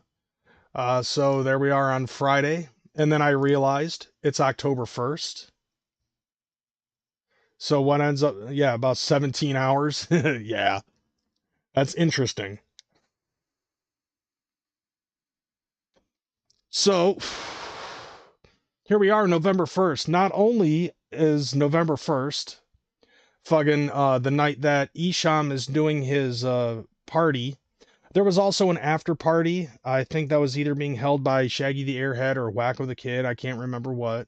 Apparently, I think there's also another cruising at the barrio. And then, fucking, on November 1st, Isham's doing his show. And also, this ended up finally being released. And it didn't dawn on me that Garden was fully fucking released until yesterday. And so yesterday I ended up giving it a full listen to. This is the domestic CD. Oh, dopest. Like, I ended up giving it a listen to front to back, you know, domestic, the dopest domestic CD. That's what it is. It's the dopest domestic CD on fucking digital. But you know, like I've been plugging this shit for the last few weeks. You know what I'm saying? Like I did a reaction to one of his songs. I did a reaction to Skullbone Soccer's music video. And there was that other one that I was plugging that I said it didn't feel the same. But after listening to this album in its entirety, I will say that this is a pretty good album. It goes hard. I even told Darby myself that, you know, I was like, this shit is fire, boy. And he appreciated my fucking shit. You know, and I thought that was fucking dope. Oh, go ahead, react to my reacts. You know, make a buck or two. It's all in the good. Because that's how we do. But anyways, so I listened to this front to back. Obviously it's wicked shit. All right. So the thing about Darby though is that he has been advertising his brand of wicked shit as New Wicked. You know? Now listening to this album, I will say this, and I love this. If you know your music, you can clearly tell that there is a lot of elements of fucking Korn in this album. If I'm not mistaken, I believe Darby has said that Korn is one of his favorite nu metal bands. But you can definitely tell that there is a lot of elements of fucking Korn in this album. And on top of that, there's obviously the trap style wicked shit with the beats and stuff like that. He doesn't do like a trap style fucking flow with this, but like the way that he changes up the pitch in his voice, you can tell that that's kind of like the nu metal coming out of him. And the beauty of this entire fucking album is how many nods and homages to the first deck that this has. Like I counted at least 2 fucking references to Hell's Pit alone. You know, in Skullbone Soccer, he has the line, "Your head would mean so much to me," and he did practically a fucking cover of CPK's. So that I thought was dope. Yeah, I think the song is called Crooked Pastor Blaster. Which I remember when I said that they, you know, made the announcement that this album was coming out, and I took a look at the track list and I was naming the track lists. I don't know if I actually said that that's what it seemed like, that Crooked Pastor Blaster was going to be kind of similar to Crooked Preach Achilles. But this is basically the same thing. And so, and listening to fucking Garden, and also as I'm thinking about it, Graveyard Shift from Anemoia kind of was almost a tell of what Garden was going to be all about. And I thought that was actually pretty dope. So yeah, definitely put this in your fucking rotation. Garden, listen to Darby O'Trill's Garden front to fucking back. That's definitely got to fucking happen. Yeah, because if you're not bumping this shit, I don't know what you're fucking doing with your life at this point. This album fucking came out, and Darby O'Trill I find very fucking talented. It really sucks though that it took me forever and a day to actually, almost kind of feel bad that I'm pressing out his shit as hard as I can on my platform, even though he doesn't really need it, because he does fine on his own. But it's like I kind of almost feel bad that I didn't know about his music until he and I officially fucking met and I saw him on stage for the first time. And he's known me for fucking years. I almost feel fucking bad and a little bit out of place on that shit. But I don't. But you know, like I'm getting ahead of myself. I'm getting too into my head. Let's go ahead and get on to the next fucking thing. Now that we're done with Hallowicked talk, and you know, now he's pressed this out, and now the next thing that fucking pops out, I'm on Instagram. I think it was today, or it was either yesterday or today, and they ended up fucking already making the announcement that the Gathering of Legends is coming back to Legend Valley. But then again, I think that was a secret to everybody. But they already booked a date for this. So mark your calendars.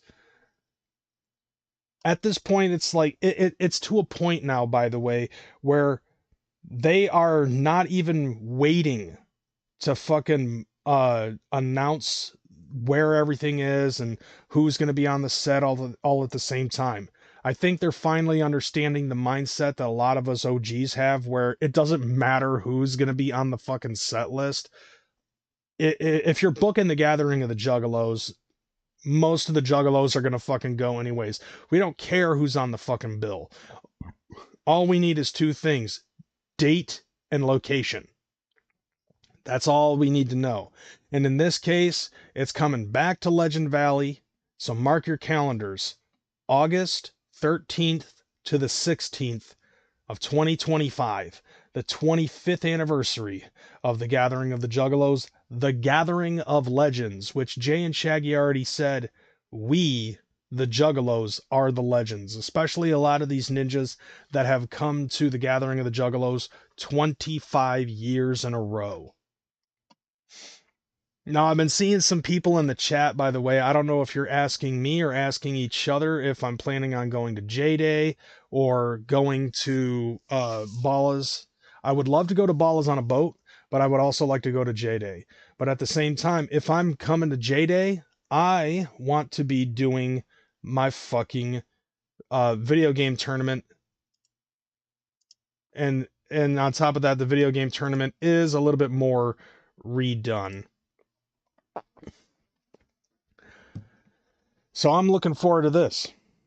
I'm looking forward to the Gathering of the Juggalos. I don't give a fuck at all who is on the set. As you've heard my story about Hallowicked, and you heard my story earlier this year about the Gathering of the fucking Juggalos, I basically spend somewhere between $125 to $275 just for a ticket so I can miss out on a vast majority of the performances just so I can fucking play hide and seek and Where's Waldo with all of my homies. Because that's what I love to do. It's no longer about who's on the fucking set unless it's one of us. You know, it's more along the lines of I really don't care if you bring in Iced Tea, Ice Cube, Vanilla Ice, or whoever the fuck. All I care about is fucking getting together and gathering with my homies. All of the stage performances that are going on all over the Gathering of the Juggalos, and all of the stage performances going on at Hallowicked or Juggalo Weekend or Ballas on a Boat is all just background noise compared to the fucking freshness that we as Juggalos fucking do at these events. You know, the only thing that was really missing out at fucking at Hallowicked was having the Reno Riders come down so that way everybody could fucking play Foul-a-Rama. That was like the only fucking major thing that was missing out. And believe me when I say there was plenty of fucking room at the Masonic Temple. And speaking of the Masonic Temple, there was something that I was actually thinking about, because there was a lot of shit that I was thinking about.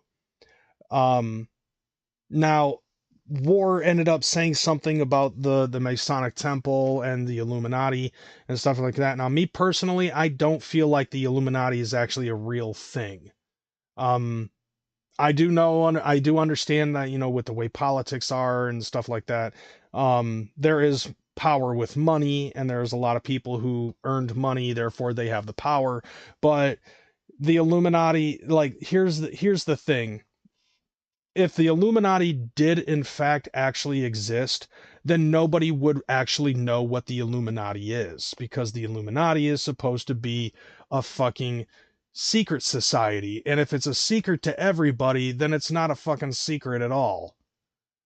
However, the Freemasons, this is the one thing, and I think this is one of the main reasons why they're able to continue to come back to the Freemasons. The Freemasons is basically a brotherhood. There's a whole documentary about it on fucking Netflix, and I watched a good chunk of that. And it seems to me what it is it's more along the lines of a brotherhood of men that come together. They have their own songs or hymns, as they fucking do. Hell, there was like an encyclopedia of the Freemasons that I saw at, like, in their little book nook on the way to the merch, on the way to the merch tables and stuff. Now, what's interesting to me, and this is something that I was actually thinking about on the way to my homegirl's house in Battle Creek, was like, this is what I know about the Freemasons, is that it's a brotherhood, which, by the way, Shaquille O'Neal is a Freemason. And I also have a couple of people that I didn't even know were Freemasons in my personal life that are actually Freemasons. And they've never really said anything about it to me, but, whatever. And it seems to me like it's supposed to be meant like as a brotherhood kind of thing. They kind of look out for each other, shit like that, you know? I understand that there's like a hierarchy of sorts, which is interesting because, like, you can have a hierarchy where you could be in you could be in my position in real life and have a higher rank than somebody like Shaq, and you'd be more well respected, you know. But the thing though is, like, one of the things that I find interesting about the fucking Freemasonry is that it is kind of like a brotherhood. Kind of like the fucking Juggalos, if you will, because we consider ourselves family.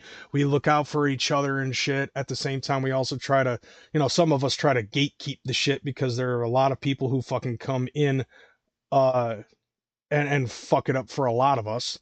You know, I personally, I think that we need to fucking keep I think we need to bring make gatekeeping great again, I think, is what we need to do. But if you really think about it, the Juggalo community as a whole, and Scroll Keepers is actually a part of the fucking Juggalo thing and shit like that. Same thing, like, I would say also the same thing with Loki's Shadow Realm people and shit like that. It's kind of all in the same fucking vein. We're a group of people that really tend to fucking look out for each other. Same thing as the Freemasons. So that actually made me think about that shit. You know, that actually made me think about that shit. It's like, is it a possibility that the reason why they were able to do 2 years in a row at the Masonic Temple is because one of them is a fucking Freemason? Like, that is a possibility, I think.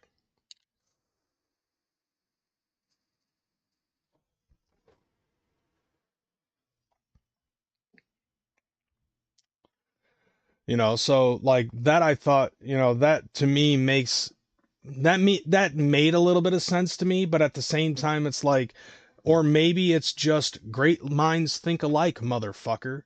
But for a vast majority of the Freemasons, like, all of the fucking chapters of the Freemasons all across the world, all of them are practically men, except I think somewhere in the UK there is one fucking chapter of Freemasons that do have some women in it, and there's one chapter of Freemasons that's actually all women, even though the Freemasons started off as a gentleman's club, basically. But it made me wonder if there is a possibility of whether or not Jay or Shaggy or somebody that at one point or another was involved in Psychopathic was a part of the Freemasons. And that would be an interesting fucking thought. I doubt it. I personally, like, me personally, to answer my own question, I don't believe that that's the case. I think that the Freemasons allow concerts and things like that just for the money. But at the same time, I think also, yeah, Rob is a possibility. Um, I wouldn't put it past Rob now that I'm thinking about it. Rob being a Freemason would make sense, especially with all the fucking booking and shit. And so, that is a high probability, but at the same time, it's like the Juggalo community does basically the whole thing, you know, a similar thing to what the Freemasons fucking do with the whole brother thing, the camaraderie. But we have a lot of fat chicks and drug addicts that are fucking a part of that whole camaraderie and brotherhood, and also a whole shit fuck ton of slutty juggalettes. Personally, I wouldn't want to be a Freemason because they don't have slutty fucking juggalettes. You know, covered in Fago and clown makeup. And I want to keep that for myself. I don't want to be a Freemason because I don't want to get rid of that. But yeah, that was just one of those pondering thoughts. But I will say this, like I thought a lot about that fucking. Yeah, exactly. There's nothing wrong with sluts. I mean, I'm not into drugs, so I have a lot of reasons why I would not be down for drugs. But sluts, lots and lots of sluts. I am definitely down with fucking sluts. Ass cheeks hanging out, fishnets, and fucking fuzzy boots. The fuzzy goth boots. That those are definite prerequisites. As long as they got a nice round ass, I don't need no flat fucking cookie sheet white ass with dimples and shit. Like, if you think that's sexy, there's something wrong with you. Now, moving along. So the gathering of the Juggalos. The gather, you know, but I actually, in all honesty, like I thought about that, and I was thinking about the whole Freemason thing. I thought about one of my friends who's a Freemason, and I was thinking about the architecture, you know, of the building in and of itself, and I'm like, bro, like fucking as beautiful as those buildings are, and I totally was down with that whole "to thine own self be true" shit. You know what I'm saying? Would I join the Freemasonry? Hell no. They got a nice, beautiful building, and I appreciate that, and I have you know, and I can respect what they have, but I got the Juggalos, so I'm good. You know, I need butt sluts that are high on fucking drugs. And I agree with that. No fentanyl, no meth, and no crack. Rob does have experience in the military, but that was like during Operation Desert Storm and Desert Shield. Uh, I don't know if he, you know, got into Freemason shit. That might be a question that you know, that somebody could possibly ask him eventually. Is be like, what is your in for the fucking the Masonic Temple? Is it just another one of those venue halls, or do you have an in with the Freemasons? You know, that is a good fucking question. Now, I'm not gonna hate on Rob for that because I know that there's a lot of fucking people who have conspiracies and conspiracy theories like Warloxide about the Freemasons. I personally just don't believe that there is a whole fucking society like that behind closed doors. I just don't believe it. I just think everybody's just now too stupid to fucking hide it or too bold to fucking hide it at this point because we all knew that the American government's fucking dogging on us, but nobody ever did anything. And now they think that it's a fucking, you know, I'm not going to get into it. I'm sure Warloxide can fucking get into it and like on an episode of Conspiracies from the War Room. Yeah, that could just be a thing with the military connection. That might be it. Um, but nevertheless, like, you know, going on to that, like I don't even believe in that. Um, you know, like I'm an ostrich syndrome kind of guy. If I don't see it, it isn't there. And personally, I find that to be a lot easier to go through. I don't want to believe in something that I don't see unless I can see like personal proof or physical evidence of its existence. which is why I believe in Insane Clown Posse and them having this 25th anniversary of the Gathering of the Juggalos. So mark your calendars, August 13th to the 16th of 2025. Be there or you're a fucking juff, because if you don't gather, you don't matter. And that's my story, and I'm sticking to it. You get a military discount at everywhere, not just McDonald's. Hell, you know what? If you're a president of the United States of America, you get free McDonald's.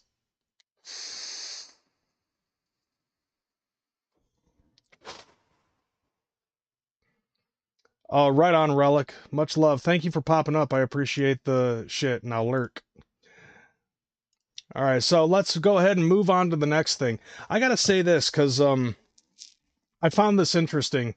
I don't know why, but this popped up on my fucking feed. I am following the dude.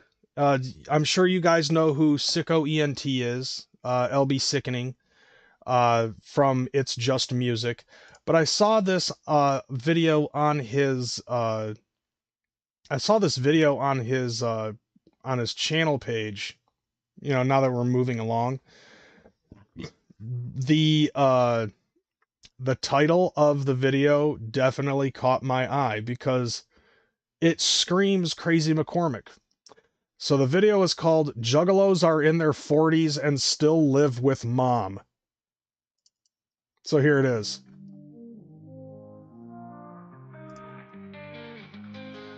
In the basement where the Fago flows, Juggalos gather, paint their faces like pros. 40 years old but still young at heart. Well, I mean, that's true.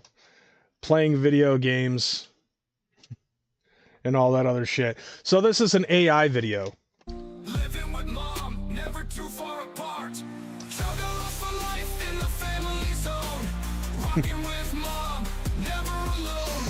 Age is just a number, we don't care. Juggalos forever, everywhere. Now, like, a lot of these pictures, like, dude, fucking... Nah, like, I'm pretty sure that he's speaking on himself, but there's also me and there's also the boy Blue, you know? Now, so far, the AI art, like, dude, does every fucking 40-year-old juggalo, like, that lives with his mom have, like, the red face, you know, the red hair and the fucking clown paint and shit? Rocking with mom, never alone. What the fuck car is that? Like, this is where AI just get, like, this is how you know that AI is on drugs. Because, like, there's so much shit that fucking changes up all over this place. And there's, like, it doesn't even really scream Juggalo a whole lot. Age is just a number, we don't care. Juggalos forever, everywhere. Oh, yeah. Now, yeah, so, like, you've got, like, what the fuck face paint is this? Like, this guy looks like Tri-Eye. You know, or like the three-eyed guy from He-Man. And then you got, like, some fat dude right here. This guy has no fucking face. Why is there a fucking bass drum underneath the piano or even embedded into the fucking piano? Like, what the fuck is AI doing? And then you take a look at this, and I think some of these have, like, change-ups in the face paint and shit. I'm cooking dinner. Why is every mom's house trashed? It's like, you go upstairs in my mom's house, and it's pretty clean and shit. But, like, the basement, that's my own fault. While we blast ICP, life's a carnival. Come join the spree. 40 candles on the cake, but who's counting in this jungle? What the fuck is this? Life loves always. Okay, now that's absolutely fucking wrong. Because that is a teenager, and so if that dude is in his 40s, then that's a fucking problem. Do better, AI.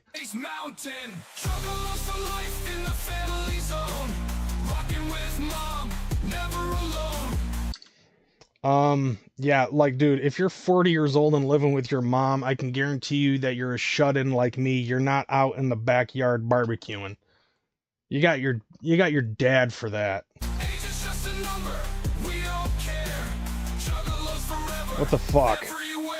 And then some of the like, oh, like, dude, that is not a fucking basement at all. Like, what the fuck room is this gonna be? Like, when you're my age and you're living with mom, you have one room, okay? And this whole fucking room right here is basically it. You know, what you see on here is what you're getting. You know? You can't hear me? Well, my audio input is up, so I don't know where the problem would be.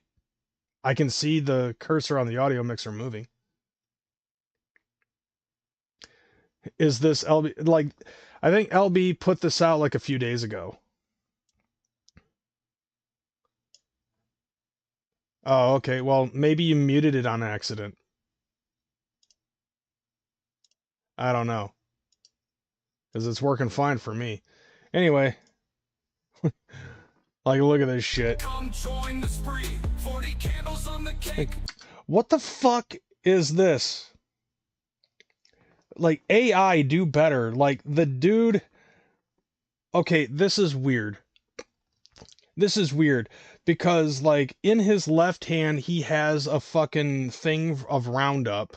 But in his right hand, it looks like it's supposed to be, like, a fucking metal detector, but it's got a red light on the bottom, like a fucking heating thing. Okay, that's not a basement at all. Well, I mean, there is a pool table in my basement, but it doesn't have any of the fucking arcade machines. And we don't fucking paint up to play fucking pool in a basement of the bar. And you can see like the fucking facial hair is constantly changing up, so is the makeup on the dude on the left.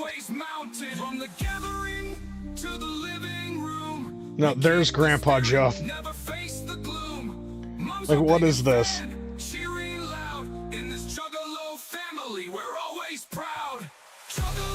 Dude, what the fuck is that? Like, baking a cocaine cake?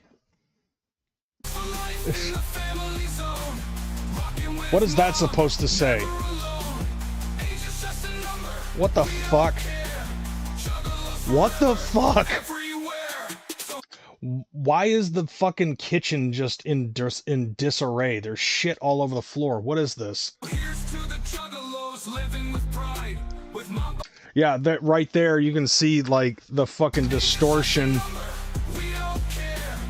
God, AI sucks.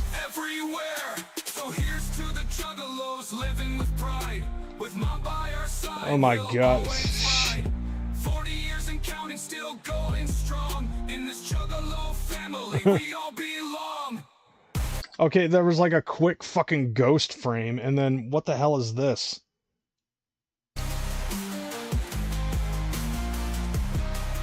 It's like a bunch of fucking AI writing gibberish on papers and stuff.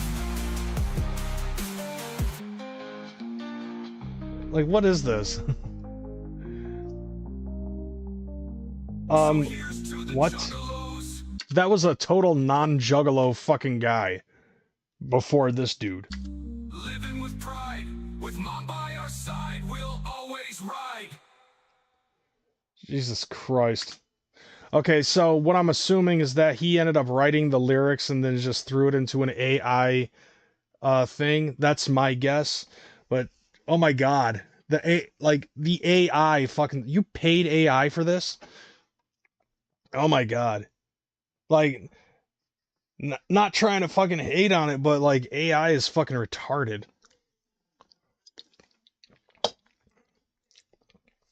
Like, I did a reaction video to a fucking AI generated music video that was for Within Temptation. Couldn't fuck with it. Can't do it live now. What are you talking about?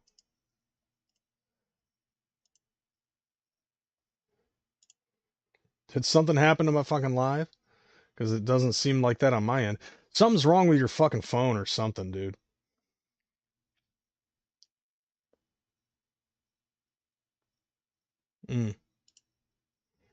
I have to look into that, I guess.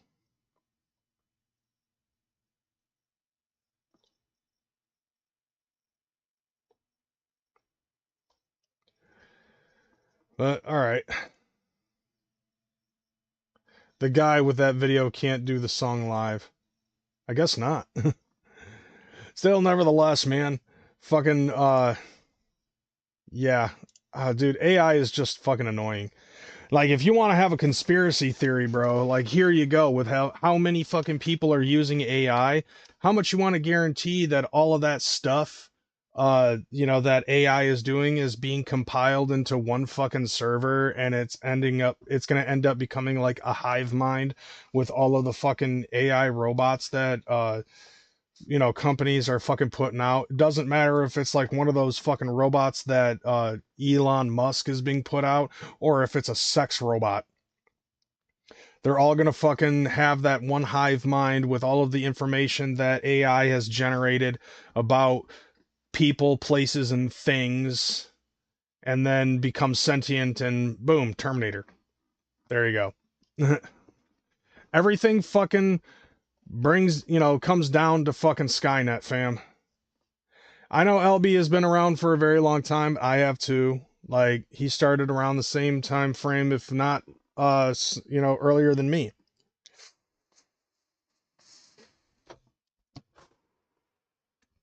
But, I guess at the end of the day, it's just music. And speaking of music, we have some reaction videos, aside from this, to fucking look into. Like, I just wanted to watch this video just because the name of the fucking video was Juggalos Are in Their 40s and Still Live with Their Mom. Yeah, dive into it. Like, dude, almost anything ends up becoming either Terminator based or the number 23.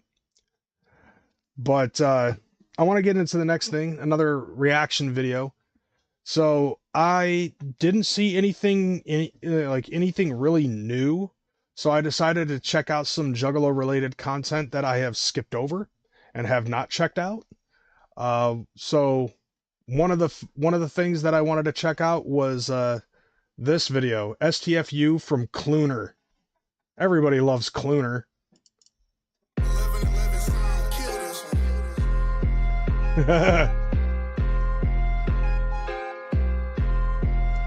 Mad respect. Shut the fuck up and suck my dick. Shut the fuck up and suck my dick.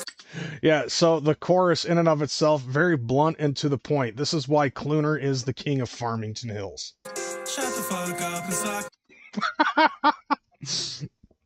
Motherfucker, I'm trying to drink a beverage here. And he's wearing a Whitney Houston shirt on top of that. Shut the fuck up and suck my dick. Right here. Shut the fuck up and suck my dick. Just the look in the man's eyes as he's fucking doing the fucking hog tie right there with his hands. Shut the fuck up and suck my dick. Shut the fuck up and suck my dick. Shut the fuck up and suck my dick. More ad-lib. What the fuck is up with the Guac Guac 3000 that he's fucking doing? Shut the fuck up and suck my dick. Shut the fuck up and suck my dick.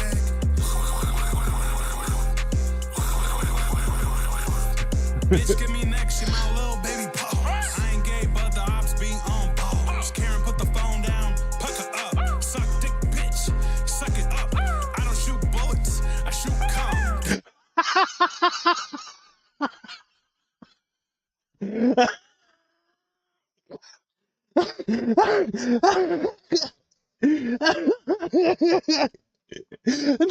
No. Yes, he did. I don't shoot bullets, I shoot cum. Suck it up. I don't shoot bullets, I shoot cum. Catching up, hoeing traffic, I'm an empty drum. I'm a low wang tips, I'm a live bar. Go down and give me time. No end it for butts. And dude, he's wearing fucking Crocs. He like does the one-handed push-up and he's fucking humping air and shit. That's what this is. I need to not They fucking put auto-tune in it. Hold on a second. Go down and give me top. No end is hard, but I need to not on your face. Come shot, come shot, come shot, come shot. Shut the fuck up and suck my dick. Shut the fuck up and suck my dick. Shut the fuck up and suck my dick. Shut the fuck up and suck my dick. What the fuck? Oh, Clooner for main stage.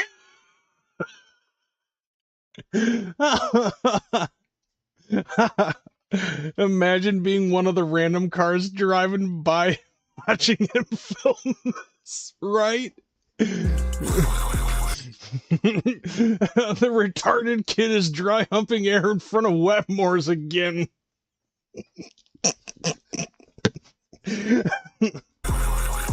Stick my dick in your throat with the verbiage. She wants me to take control, bitch. I'm assertive. This dick and it ain't like the main course. My dick's like a horse's.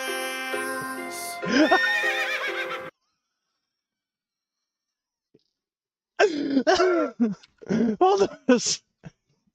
Bitch, I'm assertive. This dick and it ain't like the main course. My dick's like a horse's.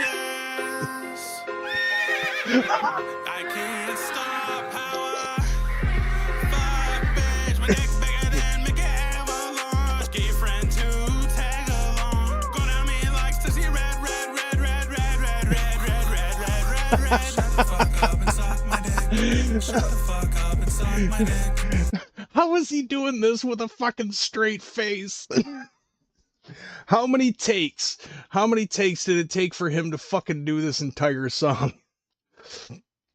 And how is he fucking recording this with a straight face? Shut the fuck up and suck my dick. Shut the fuck up and suck my dick. Shut the fuck up and suck my dick. Shut the fuck Oh my up god. and suck my dick. This is the power of Clooner. Did he just fucking do the double shake weight? Like he just did a fucking double shake weight. Shut the fuck up and suck my dick. Shut the fuck up and suck my dick. Shut the fuck up and suck my dick. Shut the fuck up and suck my dick. Shut the fuck up and suck my dick. Oh, this is fucking fan nat. What is this? Suck my dick. Suck my dick. Suck my Oh my god. Suck my dick. Suck my dick.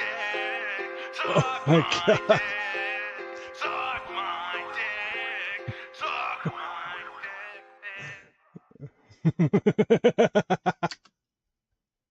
Just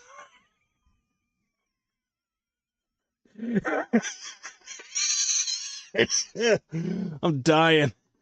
Jesus Christ, Clooner. Oh god, the king of Farmington, ladies and gentlemen. Oh god. Ugh. I think I peed a little. I can get behind that message. Yeah, it's definitely a message of truth, fam. Jesus Christ. Oh, that hurt my face. I was laughing so fucking hard. I'm crying, bro. I'm crying from that. Oh my god. And then, you know what's funny is that I made mention of this earlier when I was talking about Darby with his new album. And there was like a whole thing with the concept of garden and shit. So like there are a couple of songs in Garden where he's talking about fucking, you know, killing people, burying them, and then basically using their fucking bodies as fertilizer to grow these beautiful fucking sunflowers or whatever else. And I think that might have something to do with the next music video, which is we're gonna be watching the music video for Ouija Macc and Darby O'Trill Graveyard Shift off the Anemoia album, which I found this song, honestly I thought this song was the best song out of the entire Anemoia album when I listened to it all the way through. And then come to find out there is a fucking music video for it, because, you know, I haven't really been paying a whole lot of attention to a bunch of Jug shit until the fucking gathering. And then after that, I was like, I'm jumping balls deep into this. And it seems to be a lot of fucking Darby shit. So, but you know, once again, supporting the homie. But yeah, before we get into that, I agree with Bizarre. I can definitely get behind Cluner's message on STFU. Shut the fuck up and suck my dick. Alright, so here we go. Graveyard Shift off of Anemoia.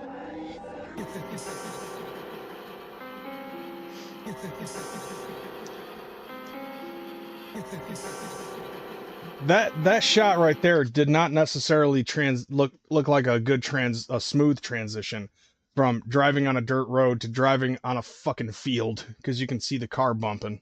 But nevertheless. The green who's creeping up out of the cut. Blood of a demon and gin in my cup. Came with the heat, but I'm keeping it tucked. Speak to the dead when I'm ripping up blood. The moon will rise forever, block out the rays of the sun. Cut a fuckboy in the face. I like the way that he can change up his vocal styling. Wouldn't it be a lot easier to fucking do this shit in the Graveyard Shift if you were actually doing the shit on the Graveyard Shift? Which is like third shift. That's the Graveyard Shift. You know what I'm saying? But they're doing it in the daytime. So, mixed messages, family. Mixed messages.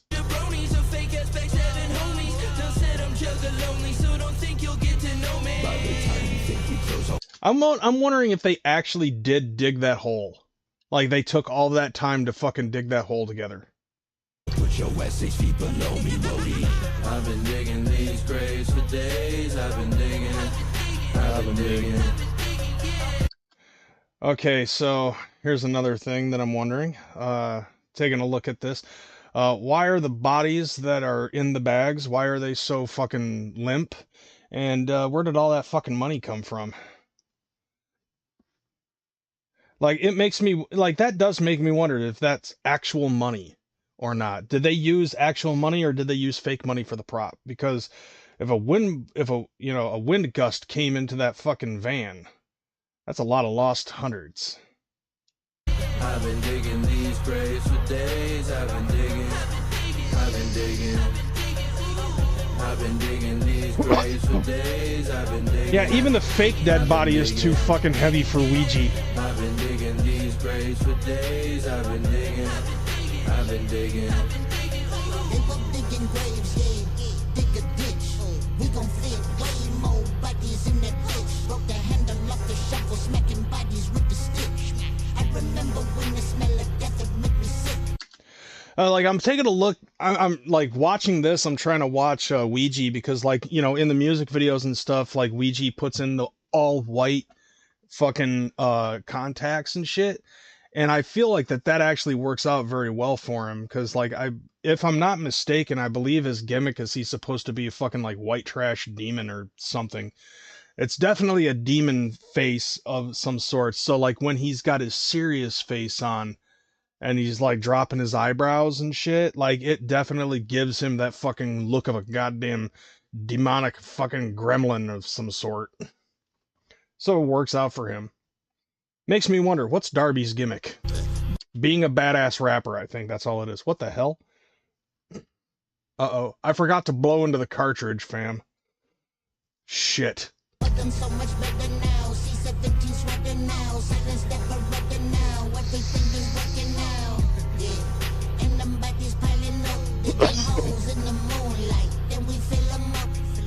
Yeah. I've been digging these graves for days. I've been digging. Uh-oh. I've been digging these graves for days. I've been digging. Something's going on with my fucking heads. I've been digging these graves for days. I've been digging.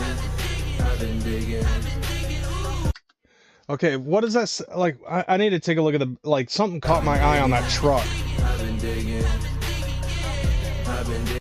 Extra strength. These graves for days. I've been digging. Oh, okay. There you go. Did anybody ever fucking call that fucking number? Ever? Like, what is that number? Is that is that going to be like a secret thing, or is that's like a hotline of some sort? That makes me wonder. Like, anybody in the chat, have you ever fucking called that number on the side of the van here? Because that's definitely a fucking Nevada area code.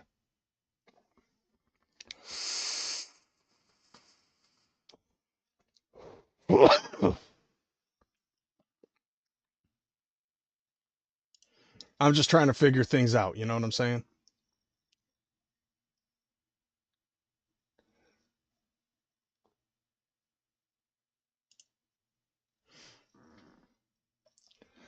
You know what? Yeah.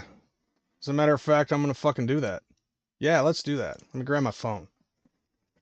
Alright.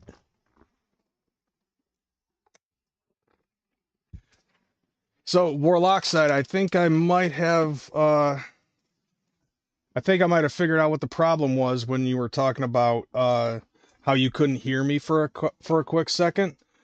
So I started noticing my right can was starting to cut out. So that might have been a similar thing. All right, so let's call it 3066. All right. But yeah, so all right, here we go. We're going to call that number.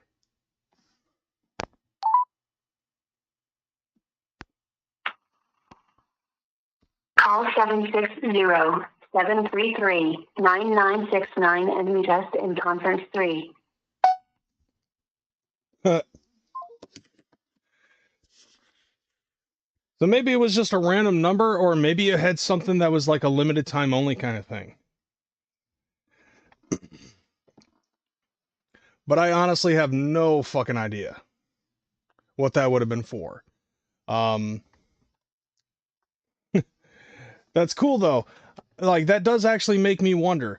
Let's try to fucking put the word out about that phone number and see what it was meant to be for. I mean, like, Anemoia has been out for a while, so if something tells me that it might have been like something specific for that time period, you know?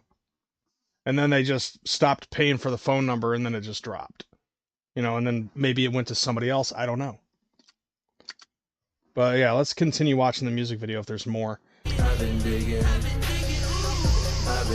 these graves for days. I've been digging these graves for days. I've been digging these graves for days. I've been digging. Oh, now you're just wasting money. I've been digging these graves for days. I've been digging. Oh, there might have been another phone number on the back of the fucking Anemoia truck. Vroom. All right. Are you experiencing Anemoia? Maybe. Am I? I don't know. Let me know things. So I never watched the music video. But I actually really do like, I honestly, I love listening to Darby. You can clearly tell that he's a fucking, like, he's a metalhead on that shit. You know what I'm saying? Just because you got some gas in the van, you act like you want to be you got to be driving that bitch. Like, I love that but like, one thing I will say is, like, in this little shot right here, like that, where it's just like, where he at first fucking drops his voice at the beginning of that fucking bar, and the way that he's looking, and this is me just nitpicking, you know, this is me just being nitpicky, but what he could have done something a little bit different, because it didn't look like he had life in that fucking in that little shot as he was doing the voice. I'm sure that he was like doing the voice as he was recording it for the music video in and of itself, and that might be what it looks like when he's recording the shit. But if he put a little bit more animation into how he was fucking doing his shit, I think I think that it could have amplified that little 2-second fucking blurb. But like I said, I'm just being nitpicky. And that's actually the show now, you know, like, that's the end of the fucking show. I have nothing else to do. And it was a good 2-hour set. I got to give shout outs to all of these fucking people that I fucking bumped into. You know, I have to, because it's me and I fucking love these people. So I got to give mad shout outs once again to Warloxide, to Mitch from the Murder Mayhem show, Miss Juggalo and Raven Brigid, King B from the Kings of Status, Nifty, Sugar Scoliosis, Mr. McInhose and Esteban, even though I didn't see him, Scytha, Shanzi, that individual, Echoside Fiend, Man Bear Pig, Frankie, and Not Slim One, for all being up in that bitch and fucking kicking it with me at Hallowicked. I had a fun time. And I'm definitely going to be trying to do some more shit. That is definitely what's up. Trying to clear my throat here. But alright, I'm getting up out of here. I'm thinking about playing some fucking video games. Getting my Oregon Trail on, you know? Like, I gotta fucking play some Oregon Trail. I want to see how that fucking runs. But that's it for me. I'll see you guys next week. Much motherfucking wicked clown love to all of y'all. And I'm out this bitch. Deuces. See you guys next week.